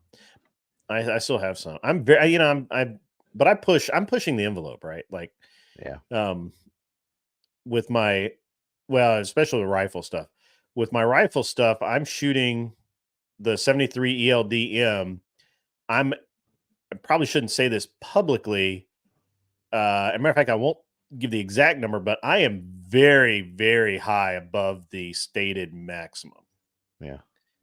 And I get no pressure sign, excellent velocity. I get it right where I want it. And Stated maximums are, and you get into that a lot with reloading. Like, and I'll advise everybody, you got to do your own ladder testing, and definitely pay attention to that, and all the signs like you're talking about, backed out primers and other things, flattened primers. But most of your published, I should say, reloading data, the bean counters and the lawyers, because of liability issues, have backed those numbers down anyway. yeah, So I remember when the numbers came out for 223. What is it? It's the Hodgin powder, CFE 223. yeah, When the stated numbers came out for it, I was I was almost a full grain overweight to get the velocities that I wanted. to get to where I got an accuracy node. Mhm. And then later they released an updated book, and would you look at that? I was right where it needed to be the whole time. Mhm. And it was is pretty crazy that they ended up having to change it. And so I don't know whether their testing barrel was different or the bean counters were like, we have to back it up this much, but it's but I've had great luck with CFE 223. And I don't get, a lot of people think it's very temperature sensitive, but I think Varget is more temperature sensitive than CFE 223 in my. I think so too. I would agree. Yeah, you agree with that? Yeah, yeah, I would agree.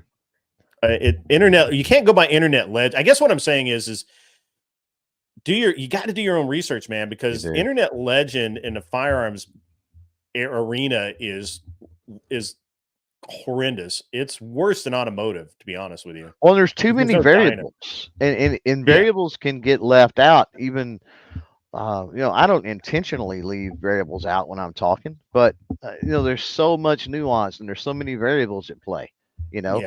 That you need to take what you hear with a grain of salt, then go do your own homework and your own research. Absolutely. with that type of stuff. And then if somebody left something out, you can fill in the gaps. If your particular case use or whatever use case is a little bit different, tweak things to work for you, whatever it might be. And there's nothing wrong with that. I think a lot of it really comes down to mentality, and what people are going for. And, a lot of guys will just go right to the max out of the gate, and they don't know, without knowing anything about it. Like for example, I shoot a black hole. I shoot mostly black hole weaponry barrels, which is the 3-groove polygonal rifling, like a Glock. It's very similar. Yeah. And I get higher speed out of those. You get more velocity at lower powder charges, because it's just it's lower friction. I get less lead. I get a lot of, it's just less different drag, and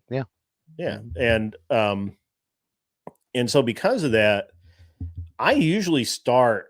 I will normally start pretty high anyway, because I know that I'm always want I usually want a very fast moving bullet, no matter what. But I will use, I've had great success with those barrels, and not using necessarily published data. But if you took my data and put it in a 5R barrel, you could have some serious problems, because way more friction, way more your pressure. You're going to have pressure spikes like super high. Right. And so you can't take my data ever. And so I have ammo that's loaded specifically for game day rifles, and ammo that's loaded for everything else, because I have noticed that I do get pressure sign in my Faxon barrels, in my Criterion barrels, in other barrels. I get my proof barrel, especially for some reason, does not like the same power charges. So, it's a different thing. So here we go. Dave Ramsey says, if economic collapse will need guns, ammo, blue jeans, food, not gold. Do you feel guns are a good investment from a financial standpoint aside from self-defense? Yeah, I haven't stopped buying them. We're building them. I will give you two other things that people often don't think about.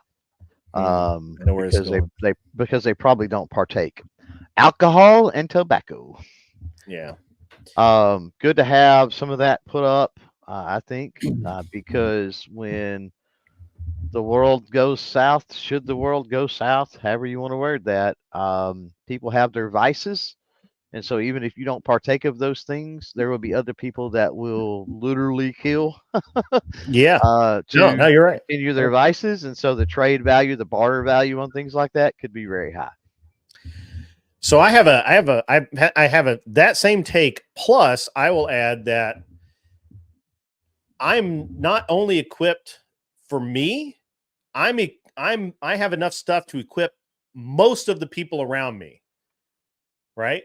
Because if they're on my side and I can arm them, that's better for me.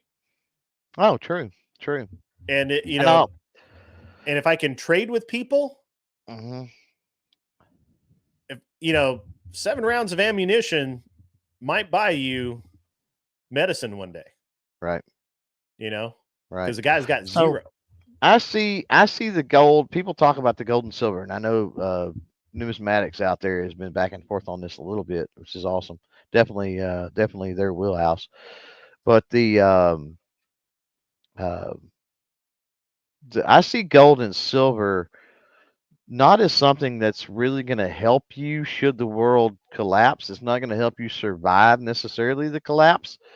But with the hopes that it is a temporary collapse and we're able to rebuild, having the gold and silver once you get back in the rebuilding stage, that's when it could really pay off to have your gold and silver and stuff. It could put you in a much better position in the new world, so to speak, than you were in the old world.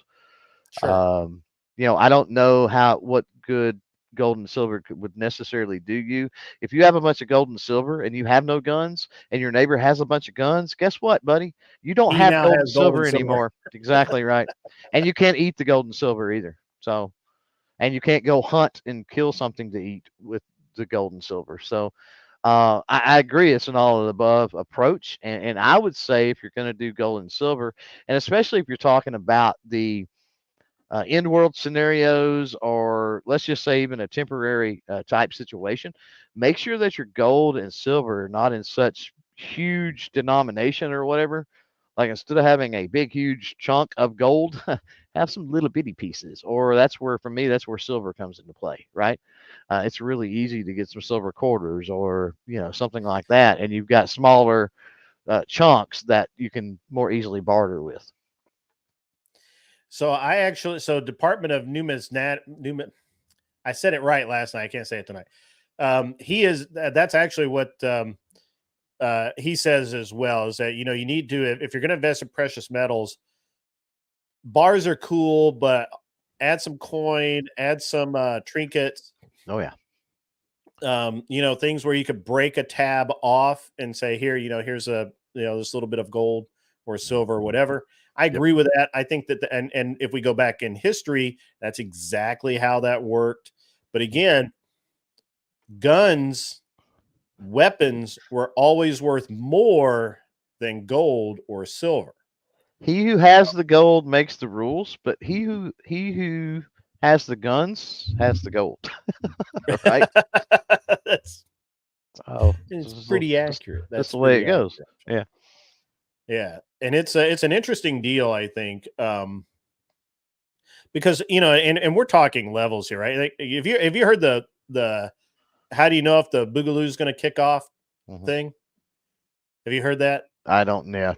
Maybe. I don't know.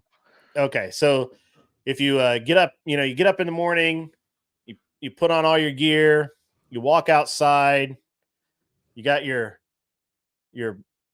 plate carrier on, you got your rifle, you're all geared up, you look left, you look right.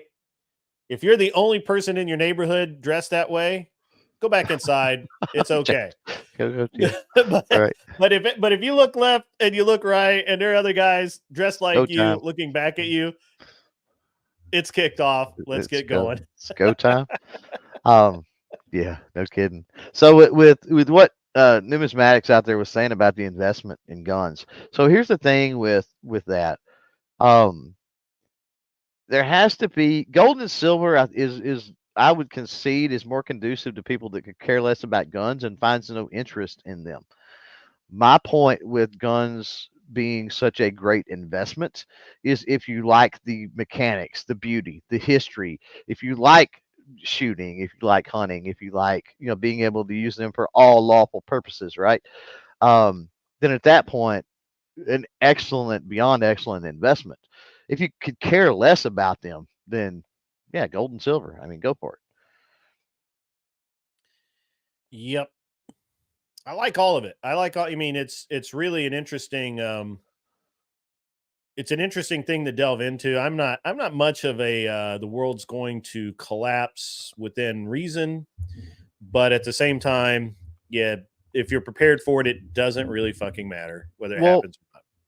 I live, I think, in a situation similar to you where I'm out in the thick woods in the country for the most part. And, this whole county, biggest city in my entire county here, I think might be like 15,000 people. And then the next biggest city is like 5. And then the next is, maybe slightly over 1,000. Right. And I think all the rest are below 1,000. So, not super heavy as far as population or anything like that. I'm 2 hours easily from any major urban centers, what I would consider major urban centers, Houston, Dallas, right? That's where. Well, that's next door in Texas. Well, it is as far as Texas, but you get what I'm saying. That's a world away. Should the world end, or we have an end world scenario, 2 hours away is a long way. 2 hours at 70 mile an hour, right? Is a long way when you're walking, right? So it's where was I going with that? I don't even know where I was going with that. Well, I got off on that tangent. I don't even know. Yeah, I don't know if this will help you. I actually live a half an hour from Nashville. I live on the edge of town in a community, but I have land elsewhere to go to if I need to. Plus, I can fly an airplane. Flying an airplane opens a lot of options. So Arthur out there, yeah, that exactly reminded me. That exactly was where I was going. I think that I don't think that we're going to see necessarily like the entire world collapse. But I do see we've already seen it with the Summer of Love in some way, right? And as she points out Portland, out there Oregon. with hurricanes, with natural disasters, with other things, pockets and especially urban centers can definitely fall apart quick. So if you do live, that's what I was saying. I don't live in those situations that I got to worry about all that too much. But if you do, then it's definitely something you need to be putting thought into. Yeah, absolutely. I hate to use the term, but I grew up for this shit. I did actually live out in the not woods, but I lived out of town when I was younger. We lived since we were rural in a relatively small town at that time. Power would go out, the water would go out. We kept gallon jugs of water in every bathroom just in case. Nobody threw away a milk jug my entire youth because it was worth something. You could use it. It was a real thing. You put water in it or whatever. We had power outages that would last days. We had candles. We had all of that. This was just normal life. This wasn't even like anything big. Everybody had a garden. I think everybody on my block had a garden. And you know, it was just a different, I think it was a different time to live in. And so none of it, so I guess I have a cavalier attitude towards it because nothing about it really scares me. I'm going to answer this. You know, if I had a place to park it, I would have one. To be honest with you, I really would. I had a buddy of mine. I had a Pinzgauer, which is a Swiss military vehicle, and I loved that fucking thing. That thing was fucking awesome. I would love a tank or maybe a armored car like a Ferret or something like that. That would be fucking great. Yeah. I have to head out to the zombies here in just a few minutes. Boulay, we will have you on the panel. I want to have you probably, I don't know, maybe in the next we'll have you on maybe in the next week. Maybe we'll do it Friday night. I'm going to be doing remote. So while Clover stepped away, I have to tell everybody, I kind of said something about last night, but I am going to be taking the show on the road because I will be shooting a match in Nebraska. If you guys happen to be in Nebraska, you guys come out to Grand Island and the zombie match there, and I will be there. A lot of really good shooters will be there, and come on out, man. We're gonna have a good time. It's gonna be awesome. And at the end of the day, it's gonna be just such a great match. I don't know that there's any room left, but I do have an entry because my son's not going. I have a spare entry, so if you want to shoot some guns and do cool stuff, come on out. Well, I invite you. It will be a great time. And on the other side, but I will be doing I will be doing the show live from my hotel room after the match, Friday night and Saturday night, which normally I'm here in my studio, so it will be very different. It'll be a different setup, different layout. Think I'm going to take my. I'm definitely going to take my gear with me, as you know what gear I need. I don't know if I'm going to take any backdrops or anything like that. We'll see. We'll see what happens. I don't know if I'm going to be able to use like a conference room or something. And, you know, it'd be nice if I can use a conference room and put up a flag and, you know, have kind of a set, but you know, we'll see what happens. It's going to be interesting for sure. When Super Typhoon Mawar hit Guam, we lost comms for a few days. Power and water outages lasted for months. Definitely an awakening moment. Also, what happened in Puerto Rico? That should be really eye-opening because the local politicians were actively working against the citizens. Hawaii also, to make you think, because the local politicians were actively working against its own citizens. Never let a good opportunity go to waste. Right. Yeah, exactly. For those of you guys who were wondering, this is my high-speed match jersey. I have my name here, the Grid One Motorsports here, the L10 Iron Man logo on my chest, and I got that one. It's cool stuff. And on the back, it's got a Victory Loves to Prepared thing. You want to give away some patches before we get out of here? Let's give away some patches. You guys, hey guys, we're going to do a giveaway really quick.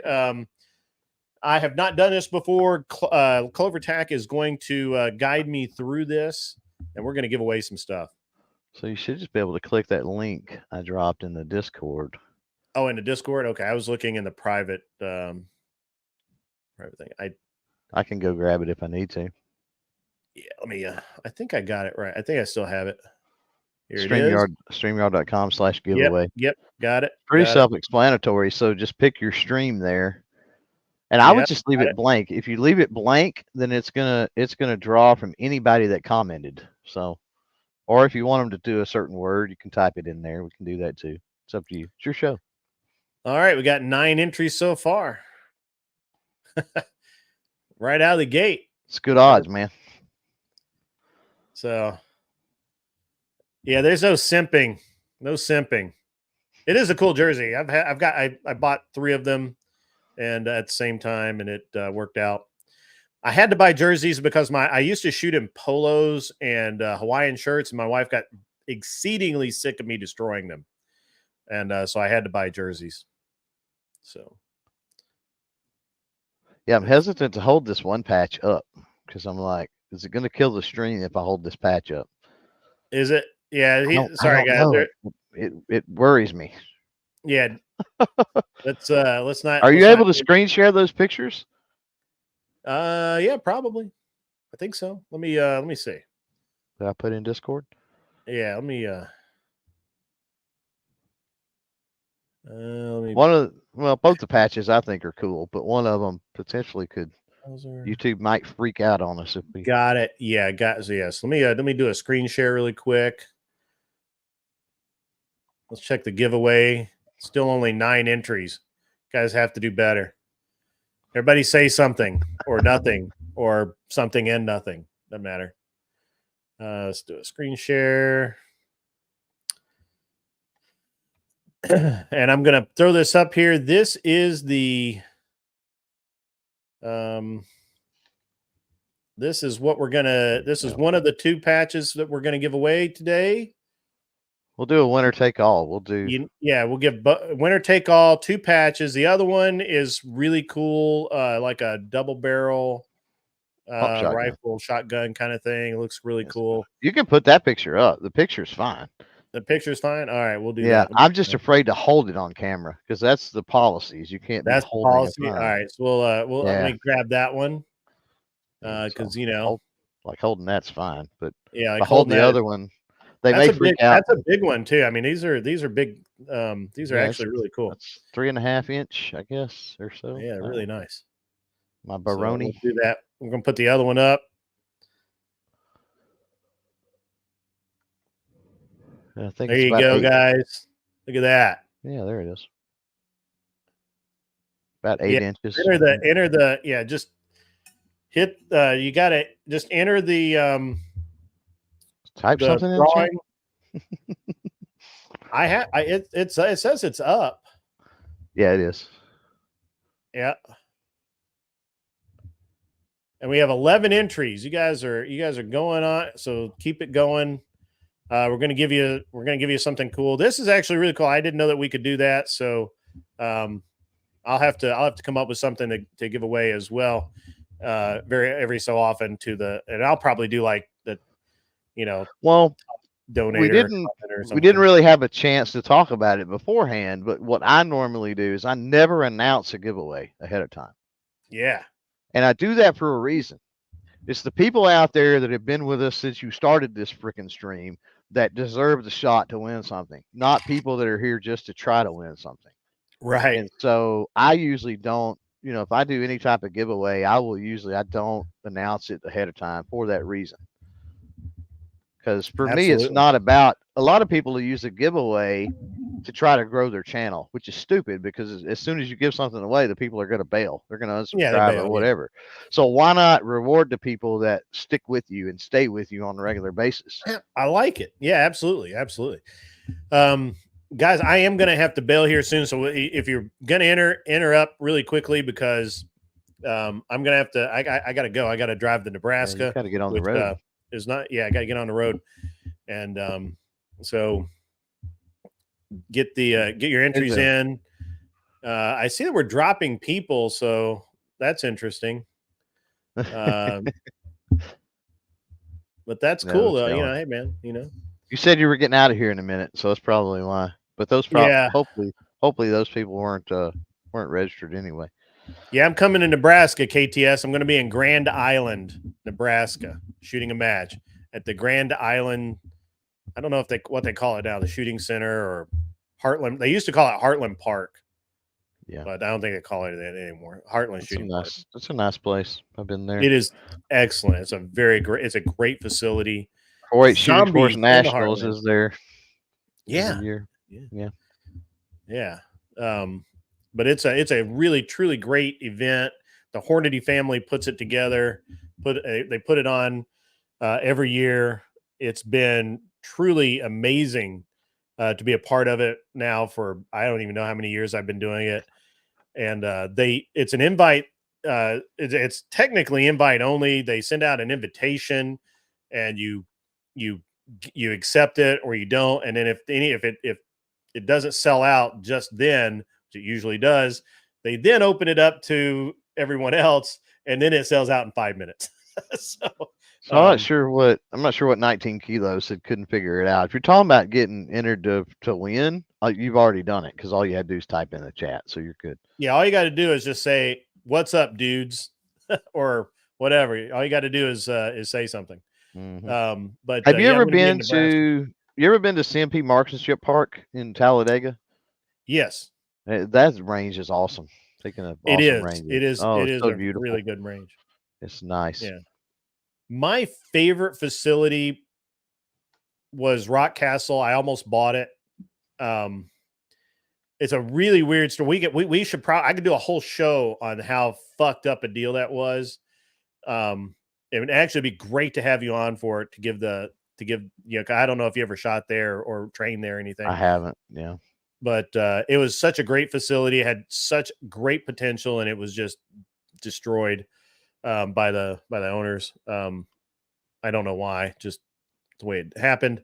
Yeah. And then the other one that's a truly great facility that is now a shell of its former self is the SUPS Training Center out in St. George, Utah. It used to be killer. And then some things happened. There's a lot of politics involved, and then now it's a shell of its former self. It is a nicer facility, but arguably it is not as great a facility. Right. And yeah, the back end business lore would actually be a great backstory. I will, and I don't really care who I offend, so I will tell the tale. And I've got receipts, bitches. I got receipts. Expose. And I think a lot of people who were involved in it would understand and know what was going on. And I really did try and save it. It was just insane, the things that were being presented and what was being said. And there's no businessman on the planet that would have entered into any kind of deal there. Not somebody with the kind of money to just write a check like that. And I had, I wasn't going to do it myself. I was going to bring in at least 3, maybe 5 guys with me. Oh yeah, you would definitely want it to be conglomerate, so to speak. Yeah. And we're doing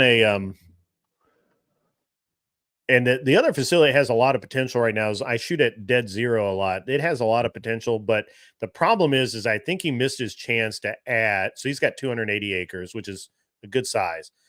He missed his chance to add another like 200 or 300 acres, which would have made it an epic shooting park. And the owner really should sell it and step away. There's just some political background things there that that we could, again, it'll be a great show to get into that specific topic of ranges that are fucked up. And shouldn't be, they should be great, but they're fucked up.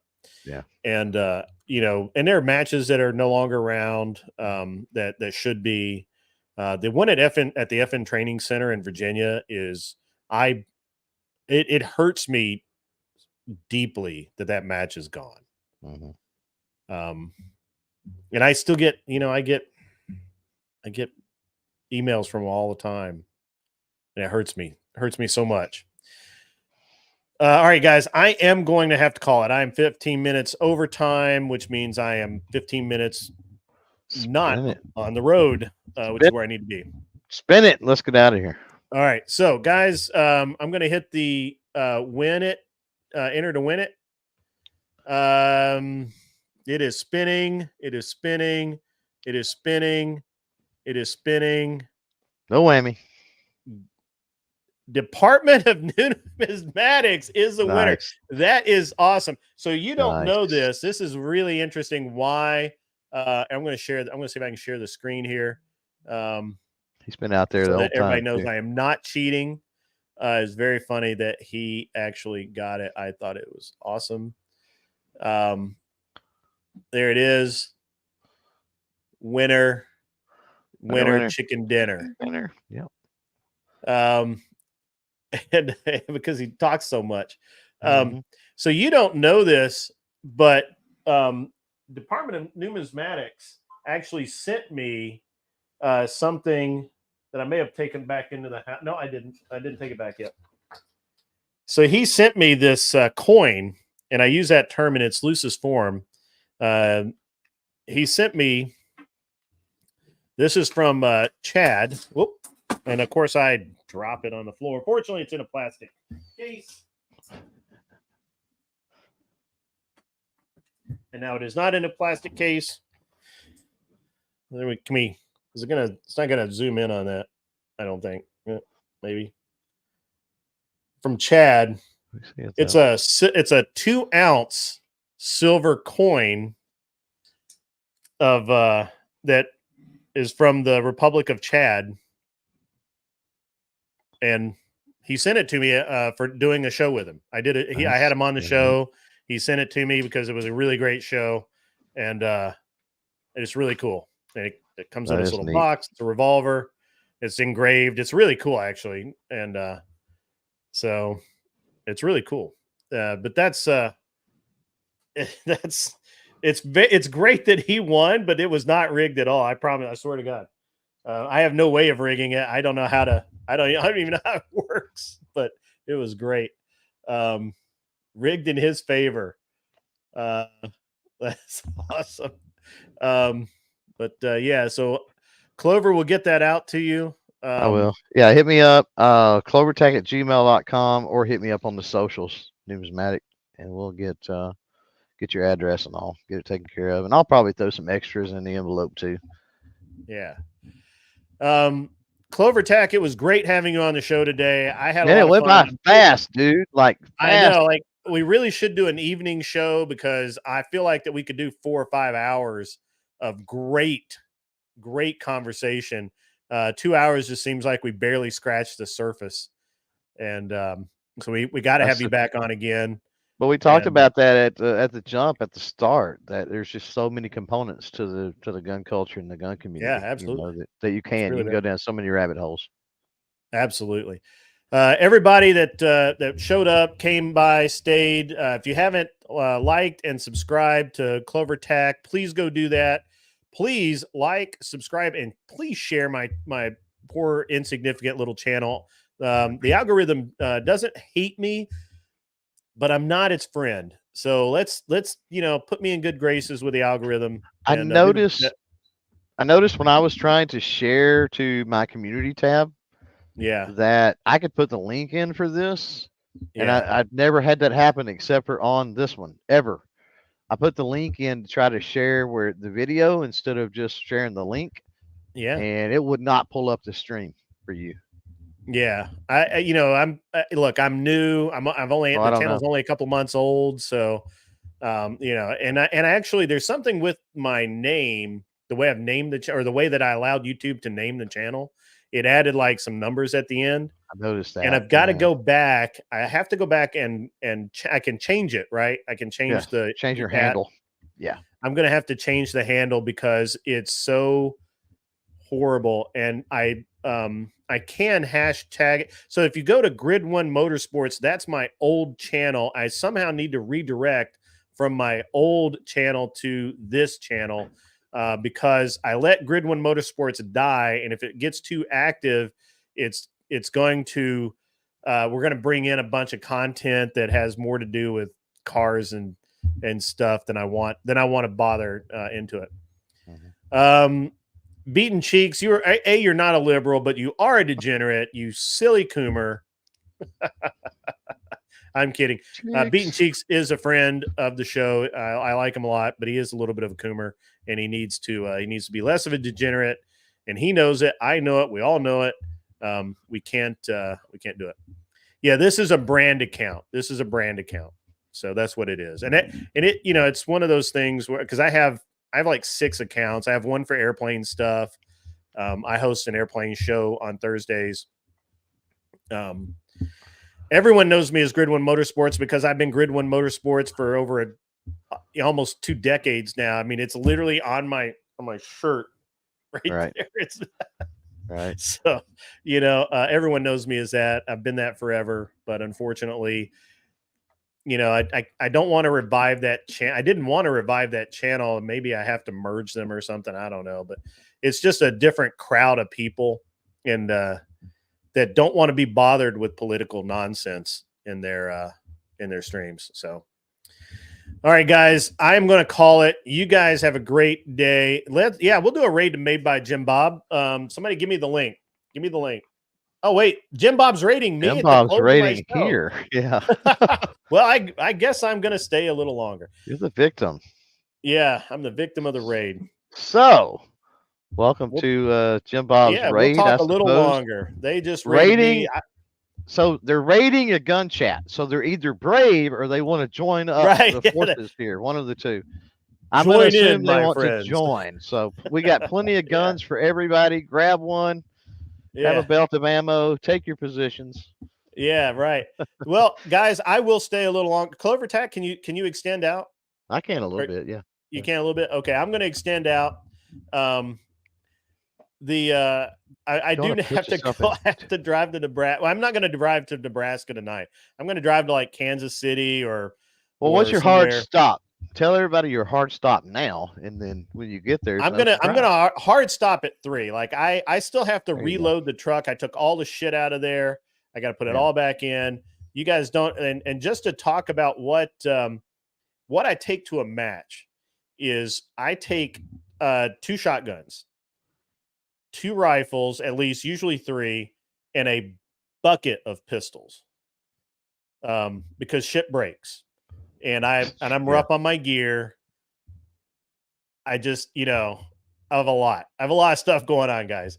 Right. And it's a lot of gear. It's like the whole back of my truck becomes a weapons locker.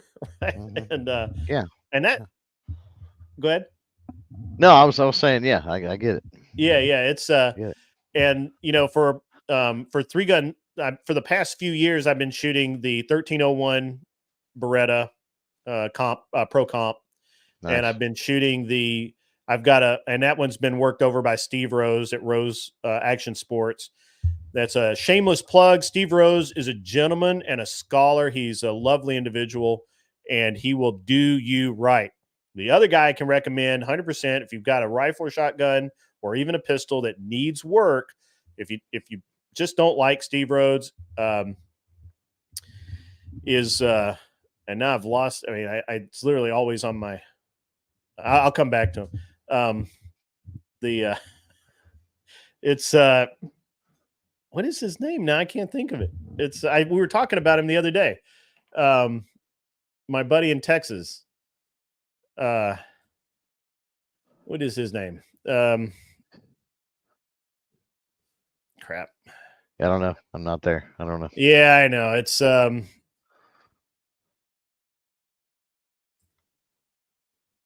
I can't think of his name off the top of my head. He runs the match at now I'm mad because I can't think of his name. It was literally right there. It'll come to me. But man, I'm really aggravated that I can't think of this guy's name. No, you were so passionate about it. I am. He's such a good dude, and I'm drawing a complete blank on his name. I'm gonna have to major brain part. Yeah. It's one of those things where I was too excited. I got too excited. Yeah. He puts on the Texas 3-gun championship, and he does. His work is just unbelievable. He's such a good guy, and I can't think of his damn name. I'm so embarrassed. I'll think of it here in a minute. But he does great shotgun work. I do, and then I have my M2 is also done by Steve Rose. I have a Benelli M2 that's all gamered out. Terran Tactical does a good job as well. I know a lot of people, not super hot on Terran after the whole video incident 2 or 3 years ago, but whatever. My precious. That's right. It was. Oh, Taryn. Yeah. Go He Taryn. just Taryn looks like a low rate porn star. Just saying. He does. He does. When he has the mustache and beard, especially. Did Yeah. you see him when he had the mustache and the goatee? I Yeah. mean, you were like, that dude does Yeah. porn. Yeah. Like, Yeah. He definitely has that look. He gives creeper vibes. I don't know. I don't know what it is about Taryn, but yeah. That's true. But he trains like the best people. I mean, he's really good at it. Like, I'll take nothing away that he is, super awesome, but the M4 is cringe, inertia driven, super right? cringe, right? Like, just can't get away from it. Right. But and then I built my pistol that I use most of the time in competition from a limited 10 blank, but I've also been using a bull, and I forget which model it is. It's an SRS something. Yeah. Yeah. And it's a it's wicked. Those Israelis, they make great guns. Let's do something eventually. Whether we do it on my channel or yours, let's eventually do a Rumble only live stream so that I can pick stuff up and you can pick stuff up. Yeah, and absolutely, man. Absolutely. Because you're talking about the 2011s and some. I mean, I would love to pick stuff up. I got stuff sitting everywhere, but it's like me too. It's killing me. Yeah, I'm the same way, man. It's pretty terrible. Maybe we start a stream and get people into the stream and say, okay, now we're going to switch over. We're going to kill this one and switch. So here's the link. Yeah. See you there. So it's Aaron Hayes at Hayes Custom Guns. Hayes, in Texas. okay, yeah. Aaron Hayes. Yep. If you need a badass shotgun, a badass rifle, or a badass pistol, Aaron Hayes is the man. Love that guy. He is really cool. But and my rifles, I build all my own rifles. And I've gotten to the point now where it's like they're almost identical.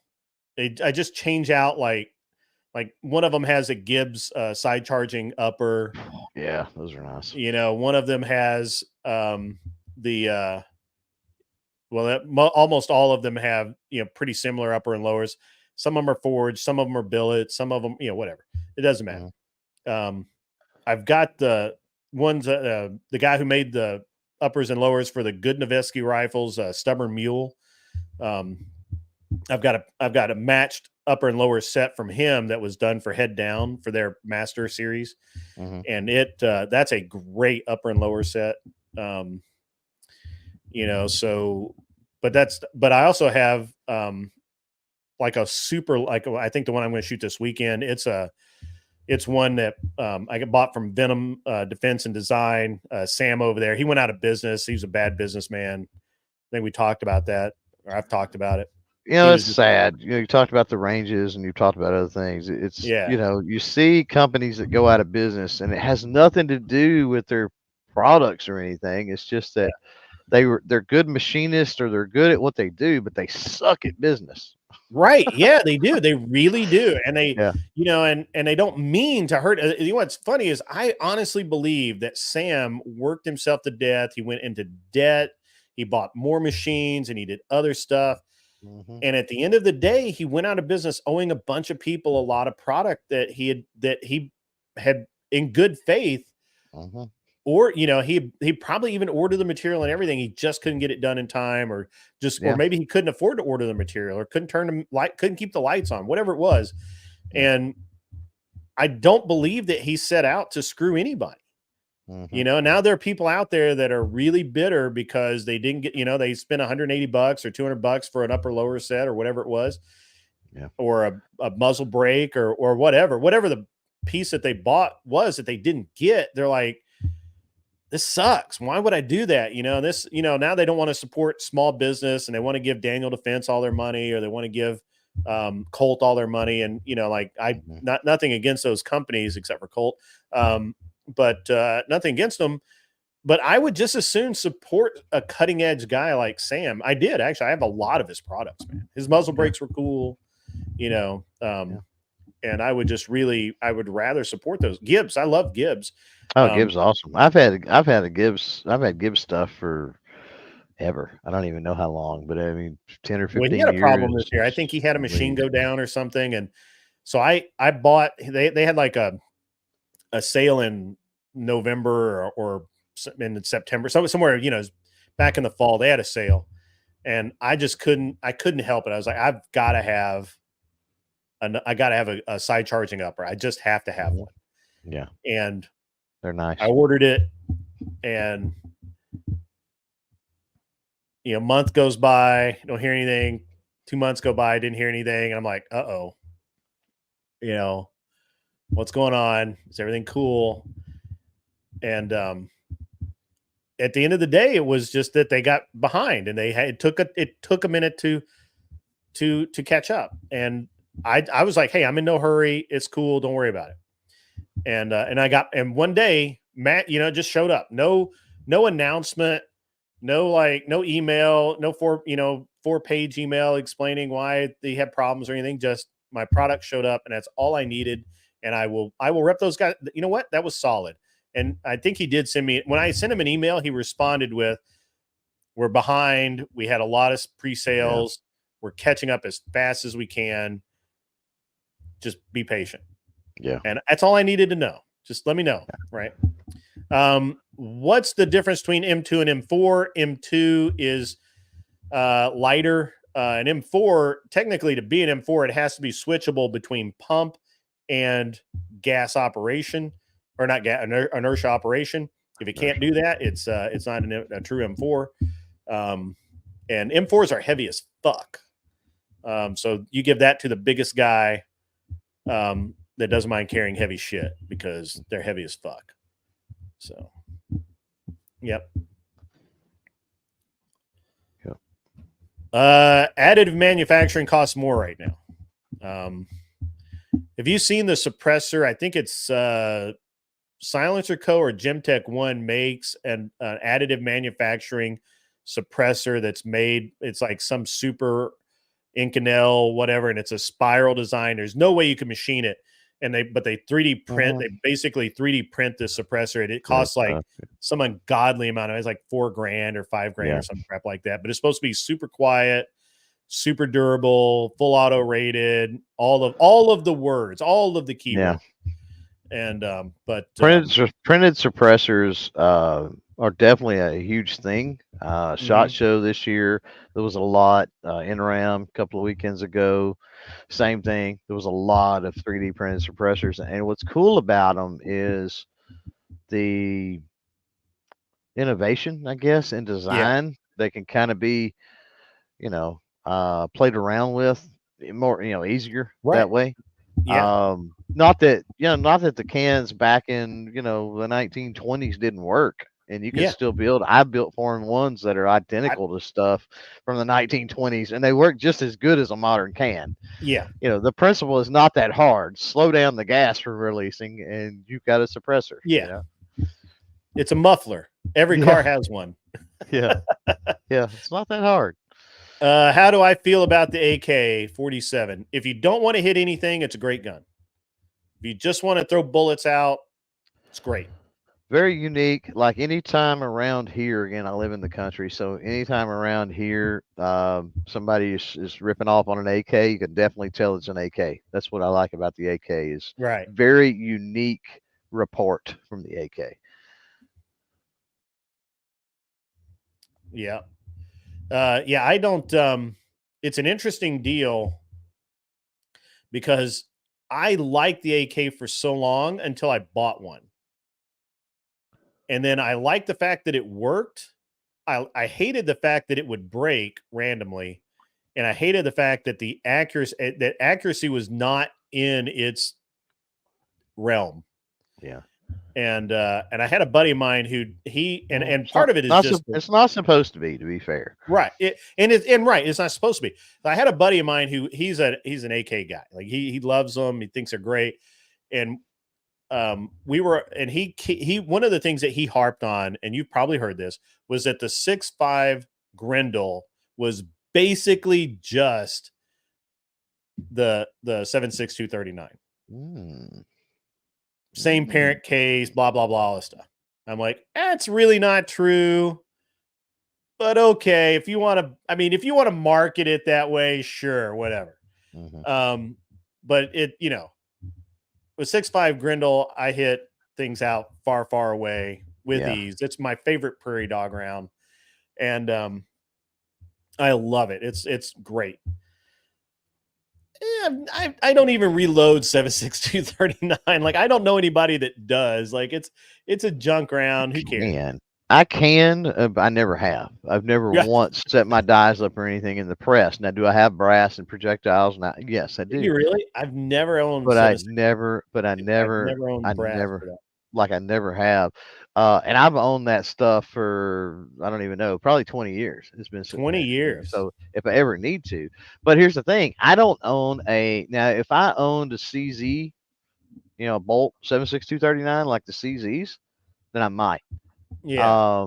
But through a semi-auto 7.6239 through a semi-auto, like, it doesn't make a whole lot of sense. For me, reloading, and you know this because you reload, you don't save money reloading. You can create better rounds. You can create customized ammunition, right? There's all of these perks, but you really don't save money by the time you buy all the equipment and supplies and other things you need. Yeah. And so, like I said, shooting 7.6239 through semi-auto, like, you can get surplus ammo and stuff like that. Yeah, and you're fine. And that's kind of what I told him. So I know where they bought or built a 7.6239 upper. And I got to be real careful who you go with all that. Apparently, stuff. So well, first of all, number one problem is it would randomly fire from an open bolt. It would, or I don't know if it was slam fire. I don't know what was going on, but it would blow the magazine apart, blow the magazine out of the gun. Yeah, well, it was that firing out of battery then. Out of battery, that's what I'm trying to think of. Yeah, thank you. And it would just randomly fire out of battery, blow the magazine out. That was just random. I don't know they ever figured out why. The second thing is that it was still not accurate. It was better than the standard AK. I will give him that. But it was still not accurate. And he would argue with you and argue with you and argue with you. And he bought the brass. He reloaded the bullets. He did all of the things.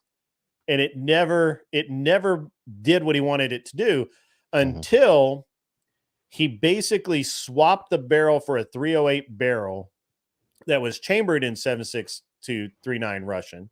But it was 308 because the Russian is 310. Yeah, it's not 308. A lot of people don't realize that, but yeah. Yeah, so he got an actual 308 barrel, and he was reloading 308 by 39.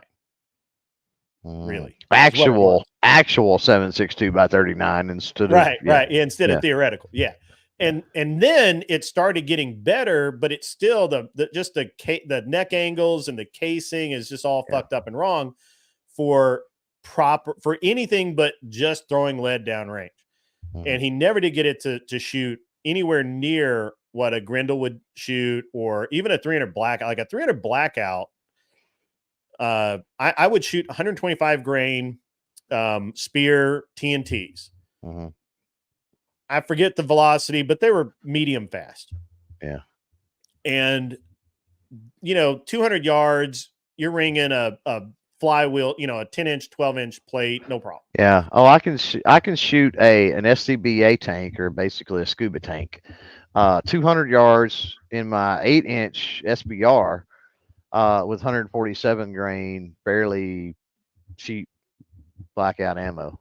Like all day long, I can ring that cylinder. So, Now you start getting out much further than a couple hundred, blackout to me starts losing it. You're right. But the whole point of blackout is suppression, honestly, Right. and It's close and up. variety of projectile, because I can load, and granted you have to load to be able to do this, but I can run projectiles from 90 grain all the way up to 265 grain. Right. And there is no other cartridge that you get that wide of a swath, right? Yeah. Of selection of projectile. That's true. It's I've loaded crazy. 115s for mine. They don't like to cycle 100%, but Yeah. they'll cycle, but they don't feed because there's a short, stubby varmint bullet. Mhm. But other than that, they're great. CZ how are CZ rifles? CZ, everything CZ makes, even their cheap stuff, is good stuff. Yeah. I actually just bought my son a CZ canvas back over under for his for his sporting clays, because I had a Fausti I had a low end Fausti for him, and the stock cracked.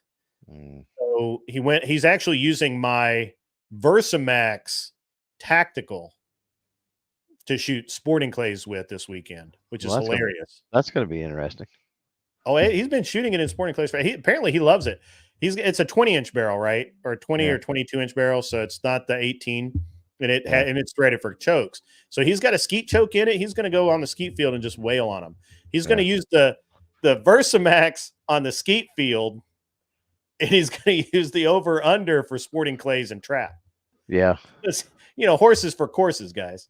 Right. And I've got a CZ PO7 or PO9, the polymer double action. Mm-hmm. I like that gun a lot. It's got it's been Cajunized, and it's a really good gun. It's actually Brian Nelson's gun that he won a championship with, and I just bought. That's how you buy the best guns, is just buy them from the guy who wins with them. By the X, yeah, right. At the end of the season, don't let him go home with it. You buy it like right there. Yeah, we had a lot of back in competition days, we had a lot of kids that shot CZ over and unders, and then also had seen a lot that shot CZ rifles as well. And I can't recall the 452s. Maybe I can't remember the models. I can't keep up with all CZ that. bolt action rifles. So don't quote me on those. But and CZ is one of the only ones other than Ruger. I think you can get 7.62 39 in a Ruger American or a Ruger. I think Howa does Ranch it as well. or something now. But there think for a Howa while, did. CZ was it. That was the only game in town for years. Yeah. Boulay, I said I go till 3. 3's my hard out, guys. I'm sorry, but I gotta do that. He caved. I did. It caved to pressure. Peer pressure gets you every time. Right. So I think Howa did a 7.62 39 in their short or mini action. They may have, because they did the Grendel. I think they did the 7.62 39, and they did another like weird off cartridge in the mini action. I like the Howa mini action. I think that was a concept that unfortunately, just bad timing in the market.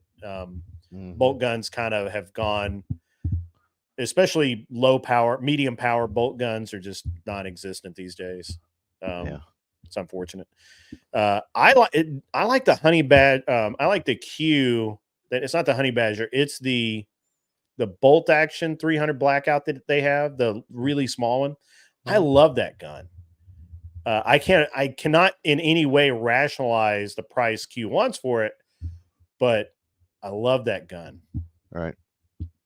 So, let's see.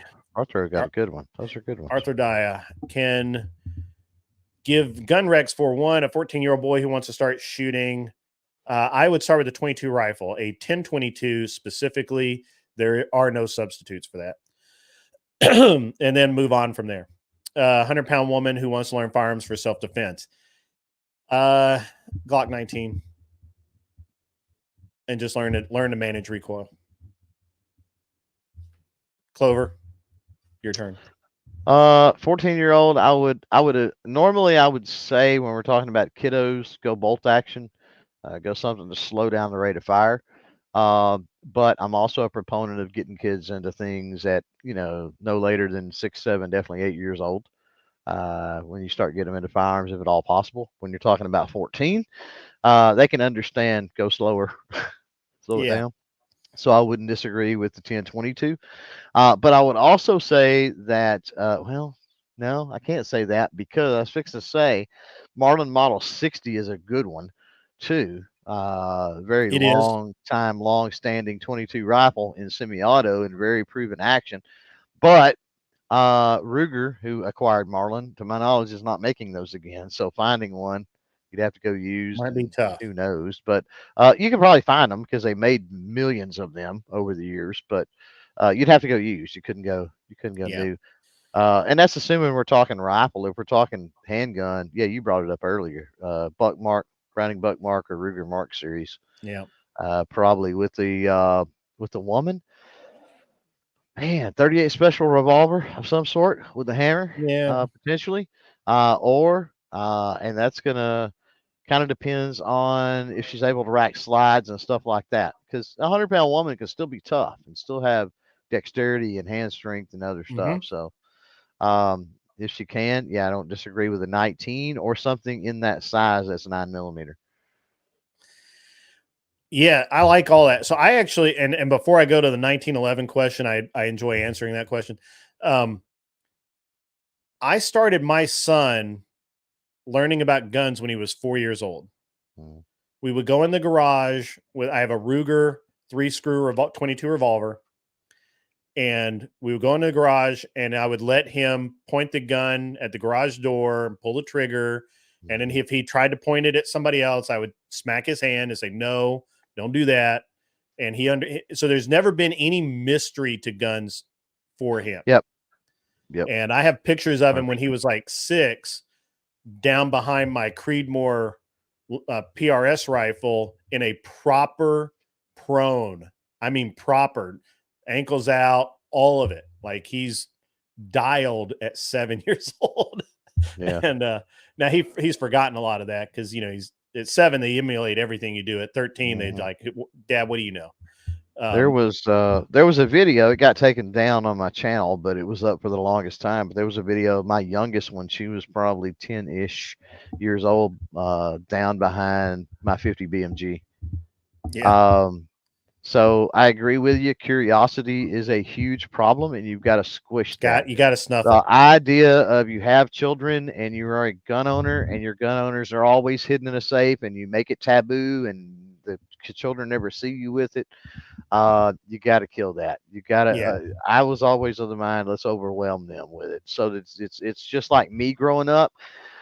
It was everyday life. I had somebody reach out to me on Discord, and they weren't, and they may be out there in the chat if you are, chime in. But they said that they lived in another country. They didn't get the Americans fascination with guns. Right. And I said, well, here's the thing. You're using this word fascination. To me, it's normal life. It's every day. I've always been around it. It's nothing fascinating. Don't even It's think about it. It's a freaking gun. It's just it's a thing that is pretty. It's cool. It's mechanical. It's fun to go out and shoot. It's just a thing. It's not. There's no fascination with it. Right. It's like you're assuming fascination because you're from a different culture and haven't been around it or whatever. You just assume that it's a fascination, and it's really not. But you gotta quell that. And then the other thing I would say is part of that is, even if they're only old enough, and especially if you reload, this is where it gets fun, because I did this with grandbabies even. Take them to matches, take them to the range with you. Make sure they got eye pro and ear pro. They start understanding how a range works. They start understanding safety. And you know what? They can pick up your brass for you, if nothing else. They can help you put up targets. They may be too little to put triggers up, to pull triggers, but they're not too little to learn. That's right. And then as they get older, you can put them into certain things. Absolutely. My son, so I had a gun room at at one of the houses. I'm not going to say where. But I had a gun room, and I mean, they were on the walls, they were in the closet, they were on the desk, everywhere. It's a gun room. Right. And my parents-in-law were absolutely concerned that my son would just go in there randomly. They tried to bribe him to go into that room without me home. And he's like, nope, no, I don't go in there without dad. I'm not going to do it. Yep. Nothing you can do to make me do that. Because you will take him in that room anytime he wants you to take him in that room, correct? Right. There you go. And he knows that he can't go in there. That is a line to cross. He started going to matches when he was 4 or 5 with me. Same deal, ear pro, all of that. He played with the other kids. He never had any problems. And the thing is that I would go shoot, and the ladies at the range would look after him. They thought it was the best thing ever. And so, they were like, oh, finally, there's something for us. And so it was, great there. And there's just nothing that you can do that the more you demystify it, there's nothing you can do better than familiarizing with it, make it normal, make it, it's, oh, this is cool. Not, oh, I want to go look at that later when dad's not around. And so that's because that's exact. My son, if you hand him a gun, he's going to open it. He's going to check and see if it's clear. Right. Guaranteed 100%. Right. And he's been that way for almost a decade now. Right. Like when he was 4, I started him with this. You always verify. Yeah. I'd hand him the gun and I'd be like, here, check it. Or I'd hand him the gun and he'd pick it up and I'd be like, no, what are you supposed to do? Open it up and he'd check it and then he'd go back. So this is all of that ingrained learning over and over and over again. I agree 100% with that. So I'm going to just kind of burn through these. I love 1911s. I build them. I've been building them since I was in college. I paid my way partially through college by building 2011s until the Norinco was released at $250. And, that's sucked for a lot of people like me. So, Clover. Iconic, man. Like, I don't shoot 1911s. Were you talking 1911s, 2011, nowadays the 2311s? By the way, I do a lot of work for EAA with the Gerson line. And the Witness 2311 line. They got some pretty cool stuff. But anyway, I saw that. I saw a video. But yeah, I don't shoot them the best. I never have.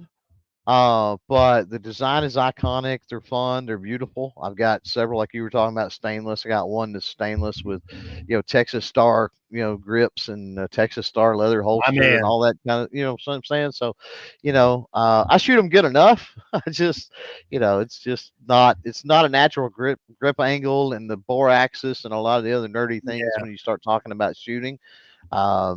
Not the best for me, but definitely appreciate the history, the design, just the mechanics and everything else. Yeah. So my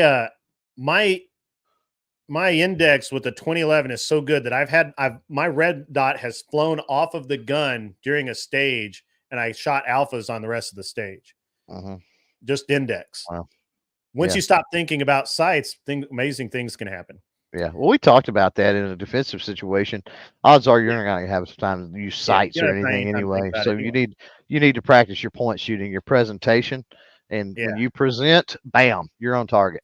You know what I found really helps with that, and people are going to think it's hilarious, but I literally just take my pellet gun out and I shoot at dirt clods. I just walk along and I just random and I just shoot at dirt clods, and then I'm like, oh, you know what? I thought I was pointed there, but I was actually 6 inches to the right. So the next one, you just correct and you just train your brain to know where you're pointing at. And it's a very good technique. Yep. Do we know what happened to Alexander Arms? I almost bought them out of bankruptcy. Didn't they create the 6.5 Grendel? I don't know if they created it. They certainly developed it. I don't see much of them anymore. That's because they're gone. As far as I know, they went into bankruptcy. I considered buying them. It was a great company, I thought. And then I looked at the books. I looked at what was going on. Right. It didn't make sense. I thought Andrew Barnes was gonna Barnes Machine. I thought Barnes Precision Machine.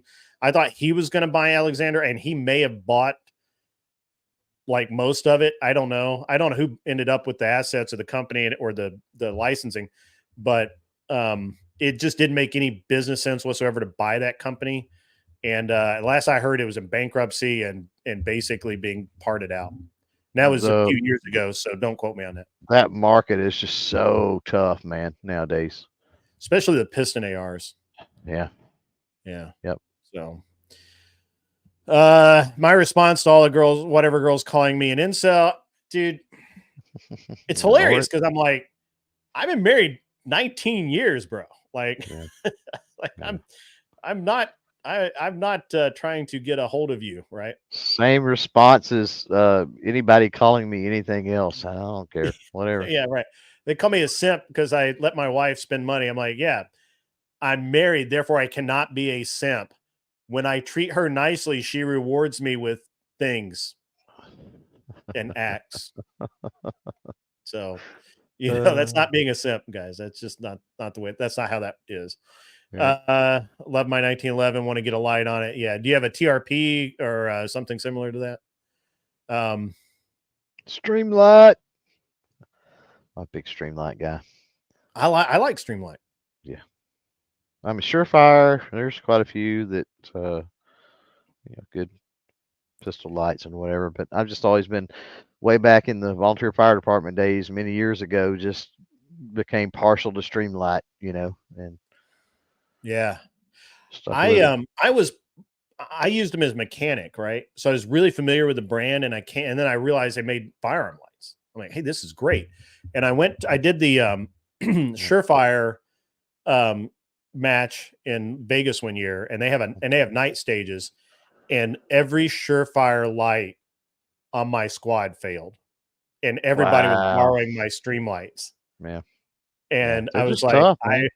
I have Surefires, and as a matter of fact, And they're not the most expensive either. Streamlight's yeah, not. Streamlights They're are tough actually, I and think, they're not as pretty- cheap as O-Light, but Yeah, but they won't burn your house down either. Don't even get me started about stupid O-Light. yeah, I have an O-Light, and I go back and forth between love and hating it. If O-Light would stop sending every swinging dick creator out there 400 lights every other month, and To give instead away. invest that money in creating a better product, they would be decent. But that's the problem I've got with O-Light, is they just vomit product to YouTubers, and that affects viewers. Just think that they're the greatest thing because they see them all over the place, and I will not deal with O-Light. Yeah, Will not deal with O-Light. Well, I paid for mine. I needed some before a match, and that was what was there in front of me, and I bought it. And it's like a love-hate relationship because it works. I like the charging system. I don't actually like the light. I don't like the focus of the light. I like the magnetic charging system. Is that what you're talking about? Oh yeah, 100%. I like that Yeah. feature. Yeah. So Yeah, it's like I like everything about it except what it's supposed to do. Yeah. Well, I got a brother that swears. He swears by O-Light, but anything that any YouTuber puts out there, he's going to believe. Anyway, he got my dad a few O-Lights for Father's Day one year or something, and literally caught on fire on the charger. And had they not been home, it would have burned their house down. So screw O-Light. I'm very vocal about that. Every time they email me wanting to send me product, I'm like, yeah, go screw yourself. I'm good. Yeah. So. All right, guys, I'm going to go ahead and start winding down. I got 3 minutes before my hard out. I've got to get on the road. I still have to load my truck back up. And you warned everybody. You warned everybody. Yeah, I did warn everybody. Guys, once again, go like, subscribe to CLOVERTAC. Follow him for all kinds of good farm stuff. Or don't, and just be a loser. It's fine. You can do that. I know that most of you guys are probably already subbed to me. If you haven't, please sub and like and share, because the algorithm does hate me, and I have to, or not. Maybe it doesn't hate me anymore, but it's definitely I can verify it hates you. I can verify. And I got to get the algorithm on my side. So please help me out with that. I didn't realize how important it was because I've actually never asked anyone to like or subscribe or anything like that until just recently, because people are like, we can't even find your channel. And I'm like, how do you not find my channel? It's like, it's not that hard. Yeah, you got something weird going on. I don't know what, but you got something weird going on. They don't, for sure. They don't like me for whatever reason. So like it, share it, subscribe, do all the things, push all the buttons, and do the same thing for CLOVERTAC. He's been a great guest today. I'm going to have him back. Maybe I'll do Maybe I don't know when you're available, but we'll do something really soon where we do the long format so we can do a bigger panel, bring some people in. Bring some other people in. Argue over 1911 and Glocks and piss each other off. Why not? Go get Matt Best because he'll bring Brandon Herrera, and then we'll have a great panel. People will be yelling at each other, and Herrera will just scream AK. If you don't, it's what I was going to say. If you don't like AKs, you probably shouldn't bring Brandon in. Yeah, I know, right? I'm just being, you want drama. That's the way to get it. So, sadly, he lost his bid for Congress. Just in case anybody's curious. He did. Well, I mean, I honestly feel like Matt Best should run. He's freaking hilarious, but we'll see. I like Matt Best a lot. I've never actually met him, but I've read all of his stuff. I've seen, and I know people that know him. They say he's pretty much the same dude that you see in the videos. And Brandon is very laid back. Yeah, let's go the right Brandon. The right Brandon, yeah. Not the wrong Brandon. Right.